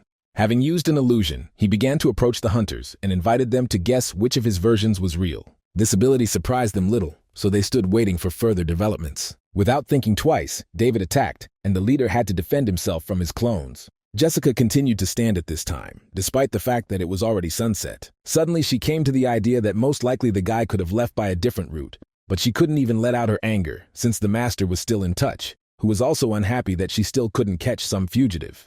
He was very disappointed with Jessica, for whom this turned out to be such a difficult task, because he expected to get a much better result. He ordered Jessica to bring David to him no matter what, and she couldn't disobey, so she agreed. All this time she calmly walked into the alley until she came to a dead end, and throwing away her earphone, she listened to the sensations, realizing that she was being followed. Smiling wickedly, she ordered the pursuer to show himself, and without waiting long, she went on to attack. David at this time clearly gained an advantage in battle, successfully using his newfound abilities. After a couple more hits, he found the enemy's weak point and managed to use the decapitation skill, thereby killing the target and stealing the constellation contract. But by that time, the situation was already getting out of control because David was attacked by the henchmen of this villain. But it was much easier to deal with them, and David decapitated each of them with one light blow, because he didn't intend to take a long time to deal with those who didn't even have constellations. Finally, in peace and quiet, the guy in the system window became familiar with his ability, which at every 100th level gave him a rare item, so now achieving this level did not seem to him such a painful goal. His calm was disturbed by Christy, who approached, introduced herself, and then put her phone in the hero's hands, asking him to leave his number. The girl really wanted to thank her savior, and David, not refusing her, left his number and sent her away. Just at that moment, a notification came to his phone that he could enter the open dungeon, and without wasting time, he went there. By this time, Jessica had already managed to deal with her pursuer, but was unable to extract any necessary information from him, so she was about to leave in disappointment. But at that moment she noticed another stalker, whom she did not want to waste time on, so, taking away his phone on which he was typing a message, she decided to kill him. When she wanted to get acquainted with the contents of the phone, she was distracted by a call from her headphones with an interesting message about David's whereabouts. After checking the body of the deceased mercenary, Jessica also found there a business card of the Blue Eye Guild, in which Olivia was the leader. So Jessica realized that she had been deceived all this time, brazenly deceived, although it seems that she was not upset at all, because now she knew where to look for David, and she no longer needed Olivia. Although she was angry that the guy had been hiding from her for so long, so she was determined to stop his escape once and for all. Before going to the dungeon, David searched the bodies of the killed robbers and discovered many interesting finds that in total could bring him 800 million won. He also decided to check how much money he had already accumulated in his account. After checking, it turned out that he had managed to earn almost 5 billion, and this pleased David, who with the accumulated money could purchase a third-level weapon. But suddenly the phone vibrated again, and it was already a message from Olivia, who warned him of danger, since Jessica had recently dealt with the people she had assigned to spy on her. Meeting her now would be quite dangerous, since she had level 250 and even a strong constellation. Compared to a similar person, David's level 49 was not even on par, so he decided to go to the dungeon in order to gain more new experience, which would at least slightly equalize their chances. Knowing David's location, Jessica sent mercenaries from Eclipse to clear out the area, so they destroyed the Young Guild operating in the area. In addition, Jessica was informed that they had taken control of the main entrance of the terminal, so it would be difficult for David to escape unnoticed. This news was clearly making Jessica happier, and she also hoped that David would appreciate how much effort she had put into finding him. And she did not at all expect that David was not far from her at that time, and as expected, he praised her for her efforts. During this short amount of time, David had already managed to go into the dungeon, where he encountered the main boss named Sagan. The fight with this boss also gave him a lot of trouble, as he had strong wind damage in an area, which instantly destroyed all his clones. In addition, all of David's close attacks also had no success. Using self-defense was a failed strategy because he was simply wasting his mana on it, so he decided to combine everything at once. Using a shadow step, he placed the clones around the perimeter, waiting for the enemy to concentrate his attention on them. He himself hid in cover, and at the right moment managed to use abduction to reduce the distance. And then it was a small matter. He just had to use a bleeding attack. But David did not miss the opportunity to play with his enemy, so he let him go, and even allowed him to show the maximum of his strength. And when using the skill, he killed him with one wave of his hand. Finally, he received the 10th level of the Hurricane skill, as well as the basic new assassin class, Stealth. The skill was useful, but a significant disadvantage was that stealth is cancelled when using other skills. As the guy headed towards the exit from the dungeon, the Dimension Robber realized that his preparation was complete, and he was interested in watching the hero in his upcoming battle. It was thanks to her secrecy that Jessica was unable to recognize when he appeared not far from her, but she appreciated that the guy had finally stopped running away like a rat. David was only amused by the comments of such an angry woman. He even decided to show off his knife to her, which he had specially bought for their fight. But before the start of the fight, Jessica still asked the guy if he wanted to become part of their group, although she already knew the answer, so she thanked him in advance for the refusal. Using her skills, she immediately took aim at the guy's body and admitted that she had long dreamed of killing him, and now, after the mark appeared on him, there was no point in avoiding it. The girl's constellation gave her the ability to see the target even in a state of stealth, if the target was already marked. At this point, Olivia and Amelia were making their way to the Gwangju station, whom David warned about the upcoming battle with Jessica. Surveying the scope of Eclipse's intervention, Amelia was very worried about David, but Olivia assured her that such a guy could handle even the most difficult tasks. This helped her calm down, although Amelia, more than anyone else, knew that there were reasons for worry, since David is not one of those who likes to be helped. Olivia also knew about this, because he was a loner, which was strange given his strength, so now she was going to look at the results of his work. But when they arrived at the intended location, they saw many armed Eclipse mercenaries guarding the area, preventing anyone from going further. Olivia didn't want to waste her time fighting these people, so she simply started running into them with an armored vehicle. Events moved to Jessica's fight with David, where the girl easily figured out the guy's ability to create illusions and steal other skills. It became obvious that the best tactic was to use precise fire attacks for maximum damage, since no person could avoid her attacks for long. David himself felt this after the first series of attacks, but he was still amused by how angry Jessica was when she could not hit him. Now she was simply burning with rage, and the second ability of her constellation manifested itself. Increased damage of fire attacks by 500%. David waited for the girl to show all her strength, so he continued to quickly move around the perimeter using defensive maneuvers. In addition, he did not forget to eat Salakium in order to increase his energy. He understood that he now had few means against Jessica, because he had only recently strengthened the protective barrier to the maximum level, and also improved the weapon's attack with enhanced bleeding. This helped him survive after fiery attacks, but it could not save him forever, so he decided not to waste his strength and began to fight, since he still had improved weapons and protection, and therefore had a chance to win in close combat. Emily and Olivia were also not bored at this time and cleared their way into the closed area, fighting with the remaining servants of the Eclipse. Olivia at this time managed to walk around the entire building, but did not find David, so she urged Amelia to hurry up and go to another place, namely the station. At this time, at the station, Jessica went wild and decided to use the previously unknown ability of the fire dragon in order to get rid of all the shadows at once. The shadows dying from minimal damage quickly dissipated, and the girl, having found her real target, explained that the guy had no chance against her. Watching her from the side, David had already realized that the only drawback of her tactics was her minimal close combat ability. He threw out his dagger, but deliberately missed in order to distract the attention of the self-confident girl, who did not miss the chance to laugh at him.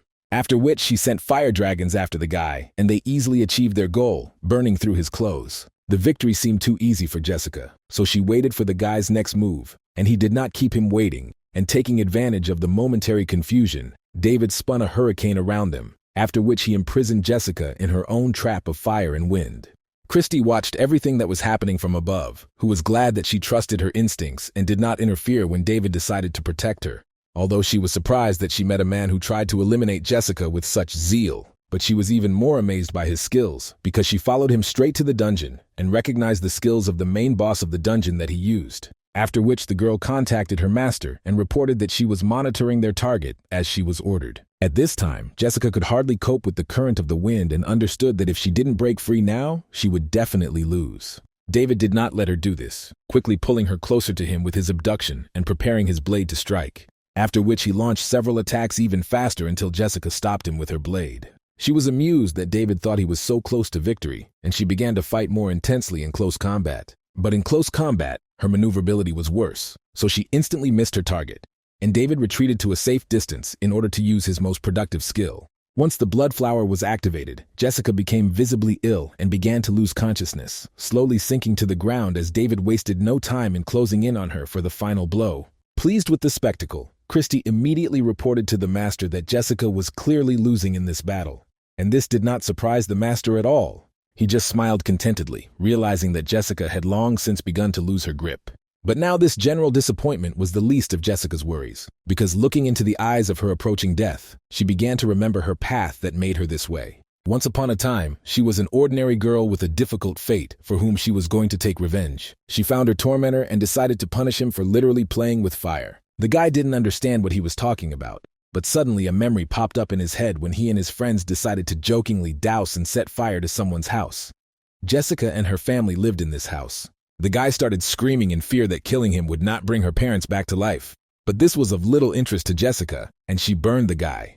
This was the moment when she believed that the matter was over, but she was found by other mercenaries who decided to teach her a lesson and avenge the death of their comrade. That day, Jessica attacked with full force for the first time, and at some point she already believed that she could win. But one of the mercenaries got too close and managed to drive a knife under her ribs, causing her to bleed while he and his remaining comrades mocked her. This is how the master of the Eclipse Guild found her, who punished the people who had entered his territory and saved the girl. It was he who was the person who first gave her hope and called her along.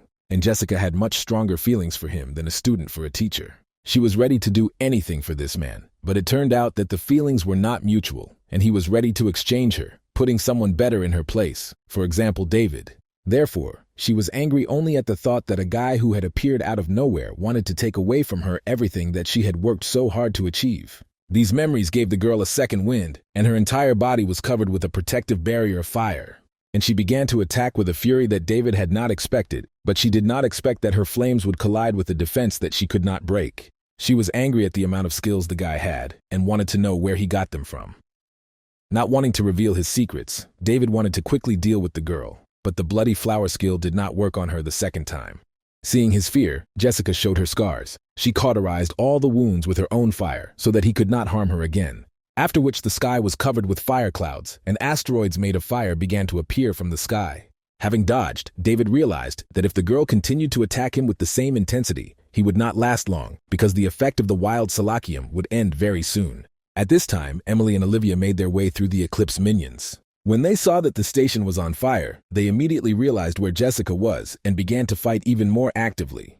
Olivia was not inferior to Emily in battle and scattered her opponents one after another as they were in a hurry to make it in time. At this time, the battle gained new momentum as the enraged girl realized that her opponent was almost completely exhausted. At one point, she struck with such force that she was able to break through David's protective barrier and plunge the knife into his stomach. Bleeding, David fought back and managed to use the decapitation skill, depriving the girl of her left arm, but even this did not help stop her. She became even more severe from such impudence, so she created herself a fiery hand in order to continue the fight. At the moment when David already believed that death was inevitable, he was surrounded by the magic of the wind, and he heard a familiar voice. When he looked back, he saw that Amelia was already next to him, who tried to take him to a safe place.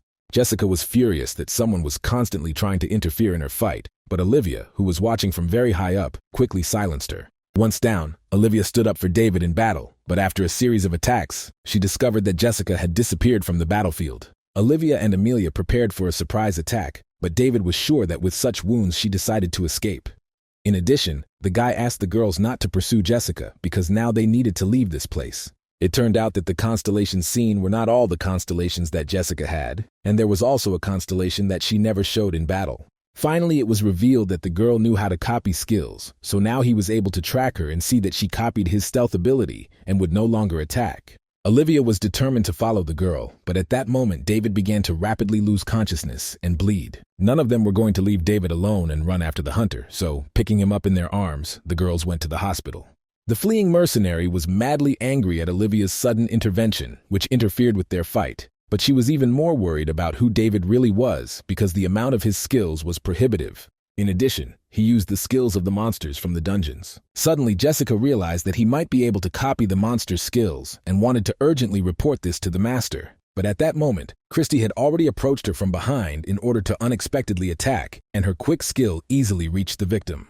A frightened Jessica, trying to stop the bleeding from the attack, looked at Christy with a blank look. This misunderstanding made Christy laugh even more, who decided before the murder to have mercy on the deceived Jessica and tell her the whole truth. Since she watched Jessica's fight with David and reported everything to the master, she received new instructions from him. He wanted to get rid of the failed hunter, who could not cope with the prey and was now completely useless to him. Jessica, who came to her senses, could not believe the words spoken, but it was already too late, as an armed Christy was approaching her, who quickly figured out her target. Late in the evening, David woke up in the hospital room, looked around in fear, and noticed a tearful Amelia sleeping next to him. He was ashamed to leave the girl alone in this place, but quickly gathering himself, he quietly left his room and turned on classical music to enhance his reincarnation. He moved on, but his reincarnation was interrupted by a sudden notification from Lila, who, during her expedition, found the flowers that David needed so much. Satisfied with this news, the guy moved on, but unexpectedly came across a waiting Olivia, who assumed that David, having woken up, would immediately try to leave. She advised him to rest so that his body could return to normal, and such concern clearly surprised the guy, because Olivia herself and her guild suffered much more, since they had to fight with a much larger number of opponents from Eclipse. In addition, entering into an armed conflict with the guild itself could harm its reputation. Olivia just laughed, explaining that the Eclipse mercenaries were weak and could not match her strength, but she was able to deal with the rest. Having calmed down, David thanked Olivia for her help and asked him to convey his gratitude to Amelia because he had reasons to keep a certain distance from her. In the original, Emily constantly followed David. If he had allowed them to become close enough, everything would have ended the same way as in the story, and he did not intend to let that happen.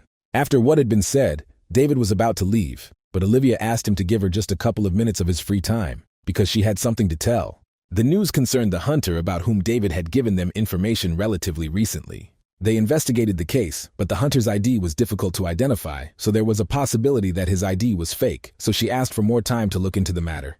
But that was not all. From her sources, she received information that Jessica seemed to have disappeared, and there was no new information about her. Before this, she was famous for employing a large number of people in her operations, and her progress was monitored, but now everything was too quiet. Olivia and David came to the conclusion that perhaps Eclipse was trying to somehow keep silent about the situation, so they behaved quietly. However, even this seemed suspicious, given the amount of effort Eclipse put into destroying David. Not only ordinary soldiers, but also leaders and guilds were sent on this mission. So Olivia came to the conclusion that most likely the master of the Eclipse Guild got rid of Jessica after the failure of an important task, since Richard was known for doing this to everyone who disappointed his. This information brought the guy back to the events of the battle, when, before losing consciousness, he received a notification from the constellation, which allowed him to move to a new level, because it met all his expectations. In part, David felt sorry for this selfless girl. And although they had a difficult relationship, only thanks to her did he have a chance to increase his abilities many times over. At this point, David decided to say goodbye and leave, promising that he would be careful, because now he was going to a place where no one would definitely find him. By this time, all social networks were flooded with the news that the Gwangju City Guild was attacked by another gang. Sky, who also saw this news, was surprised that the guilds so suddenly decided to engage in battle among themselves because he wanted to attract the Gwangju Guild to his side. But this was not the only problem, because recently, more and more often, everything was not going according to his plan, and the Taehan River Guild managed to eliminate Austin's strong ally. Moreover, no matter how hard they tried, they had never been able to track down the person who managed to take his left arm, and now they had very little information. Therefore, dialing a familiar number, David gave the order to find the cause of the collision between the Eclipse and the Guild from Gwangju. In addition, he wanted to see the CCTV footage from that place. Hiding in a secluded apartment, David turned to the dimensional robber with a request to begin increasing his level. But the constellation warned the owner that a difficult test awaited him. If he failed to cope with it, he would die not only in the dungeon, but also in reality. But the guy was ready for this. What will happen to him next is a constellation exam, which was carried out only at the discretion of the constellation itself. Depending on the constellation, there were different types of tests, but all these tests had in common that the level of difficulty would be high in any case. There were also precedents when constellations staged tests in order to get rid of a person, because after death their contract was cancelled. Naturally, David was also worried that he might not be able to cope with this task, and he wanted to further improve his skills and level before this promotion. But in the battle with Jessica, he clearly felt that he needed this exam. In addition, he had too little time to continue to doubt, so submitting to David's will, the constellation wished him luck, after which he began to send him into space for testing. It turned out to be something like an arena where the rest of the constellations were already seated around, waiting for him to be tested. Laughing at David's delighted reaction, the dimensional robber finally welcomed all the constellations to his contractor's debut. This was a significant event, because during the test, David would be able to share the same fate with the Dimension Stealer and gain even more power. But if he failed, only death would await him in the end. In addition, the constellation appealed to all viewers with a request to share their power with his ward in order to show their interest in the outcome of the test. This test promised to be interesting, since David's opponents were people from other dimensions, but he himself was able to choose the person he wanted to fight. David understood that he had no choice, since the only chance of victory was to gain recognition from the observing constellations, and an uninteresting battle would clearly not satisfy them. Therefore, he finally accepted his choice, and the rest of the constellations were clearly in shock because of this, because they believed that David had chosen the opponent whom he could never defeat. The constellations were so delighted that they immediately began to give him their strength. And Sky, who appeared from the portal, also appreciated how the constellations were eager for their battle. Without thinking twice, David immediately prepared Salacium, which gave more power at the testing site, which would make him much stronger than in reality. Seeing the guy enthusiastically gobble up the plant, Sky couldn't help but make snarky comments about how his enemy was nothing more than a sick patient who didn't even stand a chance. When David did not comment on this, Sky began to ask the enemy about his level in order to understand how great his chances were in the fight. When he learned that he had barely reached level 47, he realized that there was no way he could win a fight against someone who had reached level 800, and calling him out was truly reckless. It was obvious that David had chosen him only to attract the attention of the constellations, but all he would be able to show them was his pathetic death. Sky realized that the constellations would probably be wasted time to travel here and return so quickly, so he decided to give David at least some chance by using only 2 of his constellations. This only brought a smirk to David's face, because he knew that Sky would never miss the opportunity to turn to the constellations in order to gain their love and adoration. After all, as soon as they saw the number of Sky's contracts, they were eager to sign another contract with this guy, so now the countless constellations watching them were only captivated by his rival. But David thought completely differently and was confident that he would win, relying on the support of the Dimension Robber in this battle. In the present, Sky received a report about David at that moment, and the documents found during this time only indicated some vague connection with the Abyss Guild. The Abyss Guild was known to everyone for very often speaking out against the Purification Guild, revealing the truth that Sky tried so hard to hide. But even in this case, Sky knew that he was in no danger, because the people around him would still only believe what they wanted to hear, and they would only want to hear his version of events. In addition, Sky decided to deliberately influence the Abyss, taking advantage of the weak point of their commander, the only blood relative of the man. At this time, in another part of the city, Katrina's phone rang, and the commander of the Abyss, Marcus, contacted her. He had already heard news of what happened in Ulsan, so he called to ask how the fight went. The girl reassured the commander, explaining that they had managed without losses, and besides, someone else had dealt with Austin, and she wanted to discuss the details personally. But the commander now had another headache. His nephew was not in touch, so he was worried that the guy had again gotten into some kind of trouble and was stuck in the dungeon. Catherine was already accustomed to the fact that this boy was restless, so she also did not worry about anything and only laughed at his bad character. This reassured the commander, because besides, he had already sent one of his trusted people to look for the guy, so he hoped that this issue would soon be closed. Therefore, he suggested that Katrina meet soon for an important conversation and discuss their plans, as well as discuss her past fight. The story takes us back to the battle between the two sworn enemies, where despite the fact that Sky clearly did not attack at full strength, he was significantly superior to David. Sky was obviously pleased with himself because he understood that he had not used even one of his strongest techniques, but he was already winning. But David was not going to give up so easily, because he already knew that Sky's attack speed, like in the original, was crazy, so he used a reinforced protective dome in order to escape.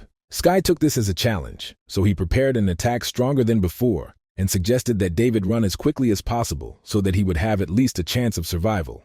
But apparently, even the guy's escape couldn't satisfy him, so he continued to launch attacks across a wide area. But David, accustomed to difficulties, managed not only to dodge, but also to analyze the enemy, whose fighting style very much reminded him of his previous enemies, although it differed significantly in strength, because in this case, if he was hit by at least one attack, he would die immediately. Once he got close enough, he was able to read the opponent's skill, which stabilized his black magic and turned it into physical madness. Not expecting that David had been preparing a battle plan all this time, Sky only took the time to satisfy the constellations watching them, promising that he would deal with this enemy quickly enough.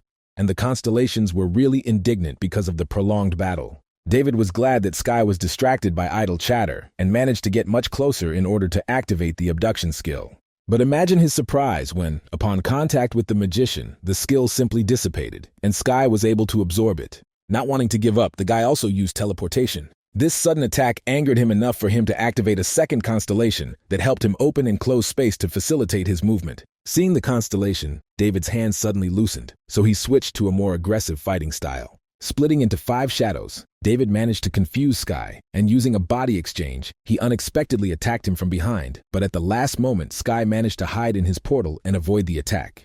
In the real world at this time, Ray, the same blood relative of Marcus, was finally found, although he was incredibly frightened by the sudden appearance of his comrade. Standing nearby was the commander of the Abyss squad named Kevin, clearly tired and out of breath from the chase, who moreover looked very scared. It turned out that he had just received information that the Purification Guild was hunting them, so he asked Ray to be as quiet as possible and not make unnecessary sounds. But suddenly Kevin noticed a hunter watching them behind the guy's back, so he immediately grabbed his hand and ordered him to follow him. The only thing that made Kevin happy at that moment was that he managed to establish communication before arriving at this place. Otherwise, he would not have known that they were in such great danger. During the exam, the fight gained new momentum, and Sky was furious that some pathetic insect dared to chase him and try to attack him. He became so enraged that he decided to attack with both black and spatial magic at once, thereby depriving him of most of his ability to maneuver. In addition, it was difficult for him to track all the attacks, and now, having suddenly opened a portal right next to David's body, Sky managed to catch him and hit him right on target. In reality, Kevin and Ray's escape turned out to be a failure, as Kevin led them into a trap. After which a battle ensued, where Kevin, who was trying to protect Ray, was quickly injured and incapacitated, and the boy began to be taken away. When the man already woke up, there was no trace of them, but his comrade stood next to him, to whom he reported about the kidnapping of Ray. After he indicated the direction where the mercenaries went, they, without hesitation, set off in pursuit, not even suspecting that the person talking to them was a traitor. During the test at this time, Sky was already happily communicating with the constellations and sharing with them his impressions of this battle, wanting to gain their approval, until suddenly he realized that the dimension was clearly in no hurry to close. Then he realized that David was alive, and the guy wasted no time in taking the opportunity to restore his energy with the help of classical music. Sky was furious at such neglect. After all, David was not at all scared even after he almost killed him. Moreover, having felt the full power of his skills, David was sure that now Sky would not be saved by any of his previously used attacks. Seeing the fury with which Sky began to prepare for the attack, David realized that another hit on the target would definitely kill him. But he had to win the fight in this dimension, otherwise he would never defeat Sky in reality. His calmness and tranquility were perceived by Sky as the fact that David recognized his power and was ready to surrender. In fact, he was only waiting for his quick evasion skill to work, and such an instant reaction clearly scared Sky a lot. By this time, Kevin had already arrived at the commander's office, where he reported to him about the situation that had occurred. and reported that the mercenaries who had clearly attacked them were not similar to elite hunters. Therefore, there is a high probability that their goal is money, so they could soon contact them about the ransom for Ray. But the commander knew better than anyone that it was unlikely that it was just a kidnapping, and most likely the matter was connected with the Purification Guild, which was tightening its grip more and more. Moreover, if the Purification Guild wanted to find any information about him, then it was no wonder that they were hunting for Ray. But now it was not so important. They needed to investigate this matter, so he ordered to contact people who knew that Ray was his nephew and make sure that the Purification Guild did not pursue them. In addition, Mark talked about Catherine's imminent arrival at the guild, and Kevin considered this an excellent opportunity to get rid of her as well. During the exam, David still continued to stand calmly, not paying attention to the enemy's power raging around him. He understood that dodging so many attacks only with the help of his eyes was completely useless, because by dodging one attack, he would fall into another anyway. But even with his eyes closed, he could sense the mana contained in his opponent's skills. All this was thanks to a special place for the exam, in which the flows of mana were much purer and more abundant than in reality. Therefore, here he felt much freer even with his eyes closed and could calmly dodge one attack after another. The constellations watching this fight finally realized that even under such unequal conditions, the guy had clearly found his way to win. They recognized that this person was indeed worthy of their attention and were eagerly awaiting the outcome of this battle, so they shared more and more holy power. Watching the energy floating above increase every moment, Sky was terrified that the pathetic enemy dared to outshine him. And this anger made it possible for David to get closer, hiding in thick smoke and getting closer to the enemy's throat. The story takes us to a reality where Ray was locked in an incomprehensible warehouse without the slightest understanding of how to get out of this place. Looking at himself, he had absolutely no idea how he managed to end up in such a situation. In addition, he was confused by the last words of Kevin, who was sure that the Purification Guild was hunting him. But the attackers clearly did not correspond to any idea of the Purification Guild. The person in charge of this task was at this point reporting to the customer about Ray's kidnapping, and the customer seemed to be very pleased with the work done. This customer was an as yet unknown member of the 13 constellations. During the exam, looking into the eyes of the frightened Sky, David realized that he was clearly frightened by the battle, because the guy had to summon a third constellation instead of the promised two.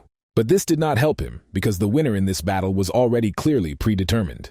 And even though this attack did not cause significant damage, the rest of the constellations were deeply amazed by the abilities of David, who so deftly wielded the skills taken from the monsters. Moreover, looking at the owner of only the 50th level, Sky could not believe that such an insect could successfully carry out its attacks without using any secrets or tricks. Sky tried to find at least some signs of deception on David's part, and the only thing he could cling to was the fact that someone of his level definitely could not use such a number of skills because it was against all the rules of this world. And David agreed with this, because he was literally the personification of all the broken rules. Moreover, he really lied and hid his real level. After these words, compliments poured in from the constellations for the hunter, who had sufficiently exhausted the enemy and now had a much greater chance of winning. This made Sky lose his temper, but now he finally recognized the abilities of his enemy and decided not to play with him anymore, but to let him see his full power. The story shifts to Catherine, who was on a bus, thinking about her upcoming meeting with the commander and Ray. In addition, she wanted to fulfill her promise to David, with whom she was already quite late. But David now clearly had more serious problems, because even the constellations were in some shock from Sky's skills, since no one expected such impressive abilities even despite his high level. Just when Sky thought he had already won, the dimensional robber intervened in the battle. This was clearly against all the rules, but the constellation couldn't allow someone like that to do too much in its dimension. In addition, Sky had already completed his task long ago, since David passed his test with success, so Sky was sent into oblivion. Among other things, the dimension robber said that in order to avoid any consequences, he erased Sky's memory and sent him back to his own dimension. But this was of little concern to the guy who had just passed the test while on the verge of death. Although this was obvious, because extremely dangerous situations always happen during constellation tests. But David's goal was to continue to receive support from the audience all the time, and this meant that he had managed to complete his task and was ready to move on to the reward. The rest of the constellations were not against it, and looking at the holy force gathered in his support, they recognized this battle as truly impressive. In addition, they were no less interested in this guy, who, although with difficulty, could resist a level 800 hunter, and some constellations even thought about concluding a contract with him. The dimension robber was clearly jealous, but he understood that his ward was worthy of all praise, after which he finally moved on to the reward itself. It was that all the collected holy power would be converted into his experience, and after returning to the real world, he would acquire new skills that would help him grow. Finally, upon returning to his room, David looked with pleasure at the screen where he had reached level 101. But that was not all, because then 3 more notifications about an additional reward appeared. One of the rewards was the Soul Imprint skill, which allowed you to leave imprints on 5 objects and then swap these places. This skill would have been incredibly useful to him when he faced Jessica in battle, because then the ability to quickly change weapons could definitely greatly increase his chances of winning, so as not to waste time changing weapons. In addition, he also gained new characteristics from his constellation, which, in addition to helping him steal skills from spirits, also helped him steal skills from other hunters. But David did not intend to use this ability that often. But 3 cards also appeared around him, allowing him to take advantage of the chance to win rare items. But this was also a kind of lottery, since he could come across items that did not correspond to his class and were useless in battle. But his skill turned out to be incredibly useful, because he could once copy 100% the skill of any other hunter. And then David realized that a good opportunity would be to copy Sky's skill and become the only one from the assassin class who had this skill available. But still, David knew that in this story, not only Sky deserved admiration, because he also had another person in mind who was now in China. Olivia's sudden call distracted him from his thoughts. The girl was interested in the guy's well-being and whether everything was fine with him after leaving the hospital. She called to share various good news that the Eclipse Guild had finally quieted down, so she invited David to take on one interesting and fairly easy task for him. He needed to get something from an area where a new mine had been discovered that contained rare minerals, Liberty Stones. It is a stone similar to a magic stone that requires mana to mine. It is necessary to create certain items, but is extremely rare, since there are almost no mines for its extraction. Realizing that this task was easy, but also involved some dangers, David realized that the reward for this task would also be good, so he agreed to start the next day. The surprise of the miners when an unknown person suddenly appeared at their place of work was difficult to describe, especially considering the ease with which David began to search for and extract the necessary stones. Using hypersensitivity to mana, he discovered deposits of powerful freedom stones, after mining which he was going to immediately go to a meeting with Katrina, who would help him get to the commander of the Abyss. After all, she was the only intermediary he knew, and without her access to the commander was almost impossible. After a couple of hits with a pick, David finally managed to get such a large number of stones that all the hunters around were shocked, imagining what level this guy had. But at that moment, unknown hunters appeared and brutally beat the miners who did their jobs poorly. Looking at them, David realized that these people were no different from the Eclipse, and therefore began to prepare for battle. But unexpectedly, fire was opened on these hunters, and many of them were wounded in the very first seconds, because they did not expect such a setup, and the rest began to look for the culprits of the attack. Looking around, they noticed a man in a devil mask, accompanied by a sniper, who did not kill with her bullets, but immobilized opponents. But due to the fact that there was a whole crowd of hunters, these two could easily get hurt, so David decided to intervene and help them win this fight. Although it seemed that he was taking a very big risk, as he came under attack from an unexpectedly hidden hunter. But the hunter immediately regretted it because David had already acquired the imprint skill, so he was easily able to kill this desperate one in just a couple of seconds. The man who approached finally took off his devil mask and admired David's actions, although he was surprised that he met the gentleman in such a place. And David looked no less surprised, realizing that the man knew his real name. This man was Commander Nigel, a famous and important man in his history, whose goal was to free the exploited hunters. He had enough strength to calmly destroy the oppressors without listening to their pathetic excuses, so he was nicknamed the Silent Judge. But unfortunately, in his attempts to defeat Eclipse, he died at the hands of their master. But even despite all the fame of this man, David wanted to know where he got information about him. As it turned out, Nigel received information from his man, who was embedded in the Eclipse Guild, and he was very struck by the information about the guy who personally dealt with Jessica. Realizing that information was leaking too quickly, David asked that he not be addressed by his real name. Moreover, to the great surprise of these two, he wanted to exchange contacts with them, because he knew about their abilities, because despite their appearance, these people were insanely good at supporting. And they also had a lot of useful information about Eclipse, and so they knew that they were still hunting for David. After their conversation ended, David quickly went to Olivia, completing the task. And even though it was quite easy, he managed to get a good payment for it, which was worth the time spent. Therefore, now he only had his last task ahead of him, to meet with Katrina and go to the commander of the Abyss Guild. After a couple of hours on the road, they had already arrived at the headquarters. And despite the fact that the guards here were very unfriendly, they knew Katrina well, so they let them through to the commander.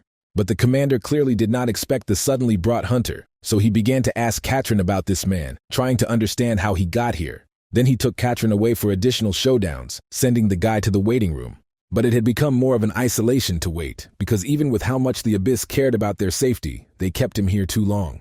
From history, he knew that Marcus had only one reason to be so careful at the moment, because Ray was expected to be kidnapped soon, and he arrived at the right time. At this time, Catherine was terrified and could not believe that Ray had been so unexpectedly stolen. This confirmed that David was completely correct in his reasons for being so cautious towards new people in the guild. But to Marcus's great surprise, instead of taking David away, she offered to entrust him with the task of finding the boy because he obviously had good skills. Moreover, Catherine knew that he could be trusted, since even Olivia could vouch for him, and this girl was famous for her honesty. Moreover, in any case, Mark had nothing to lose, because initially Catherine brought him, since David really wanted to meet with Mark, and in the end, this meeting did take place. And not wanting to waste time, David immediately admitted his desire to receive support from the Abyss, which surprised the commander, since there were not the best rumors about their group.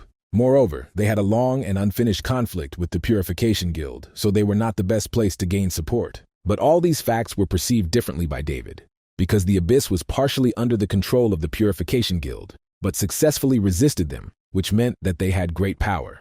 That is why he came to them, because compared to other similar places and larger guilds, they can get much better rewards. And this was a fairly reasonable decision, because the Abyss had a significant number of dungeons and other riches, and the leader also had very high-level skills. But David understood that his desire to suddenly join the ranks of the Abyss would arouse a lot of suspicion. He wanted to build the right distance with the commander, which would guarantee his safety, so he wanted to give them all time to build a trusting relationship, because in addition, David understood that Mark had no need to agree to his request just like that, and in return offered him proportionate help. But instead of agreeing, the commander was silent for a long time, reflecting on the future answer. And he was surprised that the guy was not afraid of prejudices about them. Plus, he liked that David wasn't trying to win him over with lies. He understood that they had a common goal, but he still couldn't immediately entrust the guy with a task of high importance, because he was still the commander-in-chief. While Mark was dealing with David, the mercenaries took Ray to the farthest part of their hideout so that it would be more difficult to track him. In addition, the hunters did not hesitate to discuss the fact that this guy's relatives were some very important famous people, so their boss was going to blackmail his family much more. And this despite the fact that the ransom amount was already not small. Having approached the required place, the mercenaries immediately abandoned Ray and, having laughed, were about to leave when suddenly they heard some kind of almost inhuman growl. Therefore, they decided to leave this place. It seemed that this growl belonged to the local guard of these places, who would never lose sight of such an important target. But it seems that even this guard didn't bother Ray much, because he didn't understand how someone managed to reveal their role and the connection that he and his uncle tried to hide for so long in order to protect them, as well as the Abyss itself, which was in great danger for him. But the guy's biggest disappointment was in himself, because if he had been even a little stronger, this obviously wouldn't have happened to him. But now he dreamed that someone would be next to him. Meanwhile, David was leaving the Abyss and he received a new task from Olivia to find and rescue a kidnapped person, and the reward was quite high. Obviously, the information that arrived turned out to be about Ray, which was not strange. After all, despite the fact that outwardly Mark remained persistent and refused his help, in the end he still had to save his only loved one, and David was his last hope. Therefore, now he intended to make an impression, because then Mark would definitely consider his request, and he would also be able to prevent internal conflict in the Abyss. Therefore, without thinking twice, he immediately went to the Gimcheon area, and making sure that there were no strangers around him, he decided to call upon the very power that he was able to obtain as a result of testing the constellations. At that moment, Ray's kidnappers, suspecting nothing, finished their shift and went home, changing the guard. Then, having overheard the conversation, David realized that the client who ordered Ray's kidnapping was soon to arrive, and was trying to figure out who he would see now. Indeed, in the story on behalf of the main character, Sky, it was written that Marcus, who spread rumors about the Purification Guild, was taught a lesson through his nephew. Although the kidnapping process was not described in detail, he definitely ordered his assistant to kidnap him. Therefore, this person will probably come in person now. Finally, the same assistant named Matthew emerged from a parked car and immediately began discussing all the details with the people he had hired. Taking advantage of this moment, David decided to get inside using the skill of stealth, and it was easy enough for him until he reached a place guarded by that same creepy guard who could see David even despite his stealth. Matthew was at that time in the office of the leader of the Black Bones gang, and they discussed all stages of the operation. This was costly, so the leader insisted on slightly increasing the pay for this task, because Matthew, as one of the leaders of the Purification Guild, should understand how difficult such operations were to perform. And initially Matthew even agreed to these conditions, but when the head decided to double the price, he clearly didn't like it. But he was ready to agree to these conditions if the deal went through without problems, because after that, Abyss acquired most of the assets would be the Purification Guild. Having come to an agreement, the head of the Black Bones decided to take his customer straight to the place of detention of the boy, who was now under heavy security, which was done to ensure the safety of the hostage. For this, they even used their best hunter, Madman. He was a real monster who was enhanced by various drugs. In the process of training such monsters, they were stripped of their personality, so they became killing machines, unable to distinguish their comrades from strangers. What they distinguished was their owner. And having entered into battle with this madman, David understood why there were no other guards in the area except him, and he realized that the madman could smell him because the drugs enhanced all his senses. Now this man had a sense of smell comparable to an animal, but even such a strong opponent was no match for David, so he decided to quickly end their fight in order to get to his goal. Matthew, who also heard details about the madman, was impressed that the head of Black Bones was able to find one in Korea, since even high-level hunters had a hard time dealing with them. But this turned out to be not the only defense of this man. He thought through everything down to the smallest detail, so he cast strengthening spells even on the door. But right in the middle of his praising phrases, they suddenly heard a loud noise from the battle. David understood that the noise was so strong that the head of the Black Bones would definitely arrive here soon, so he decided to cheat a little in order to quickly open this door. Like an angry bull, he lured the madman behind him, after which at the last moment, when a collision with the door turned out to be inevitable, he teleported, thereby easily destroying this door with the help of his cunning.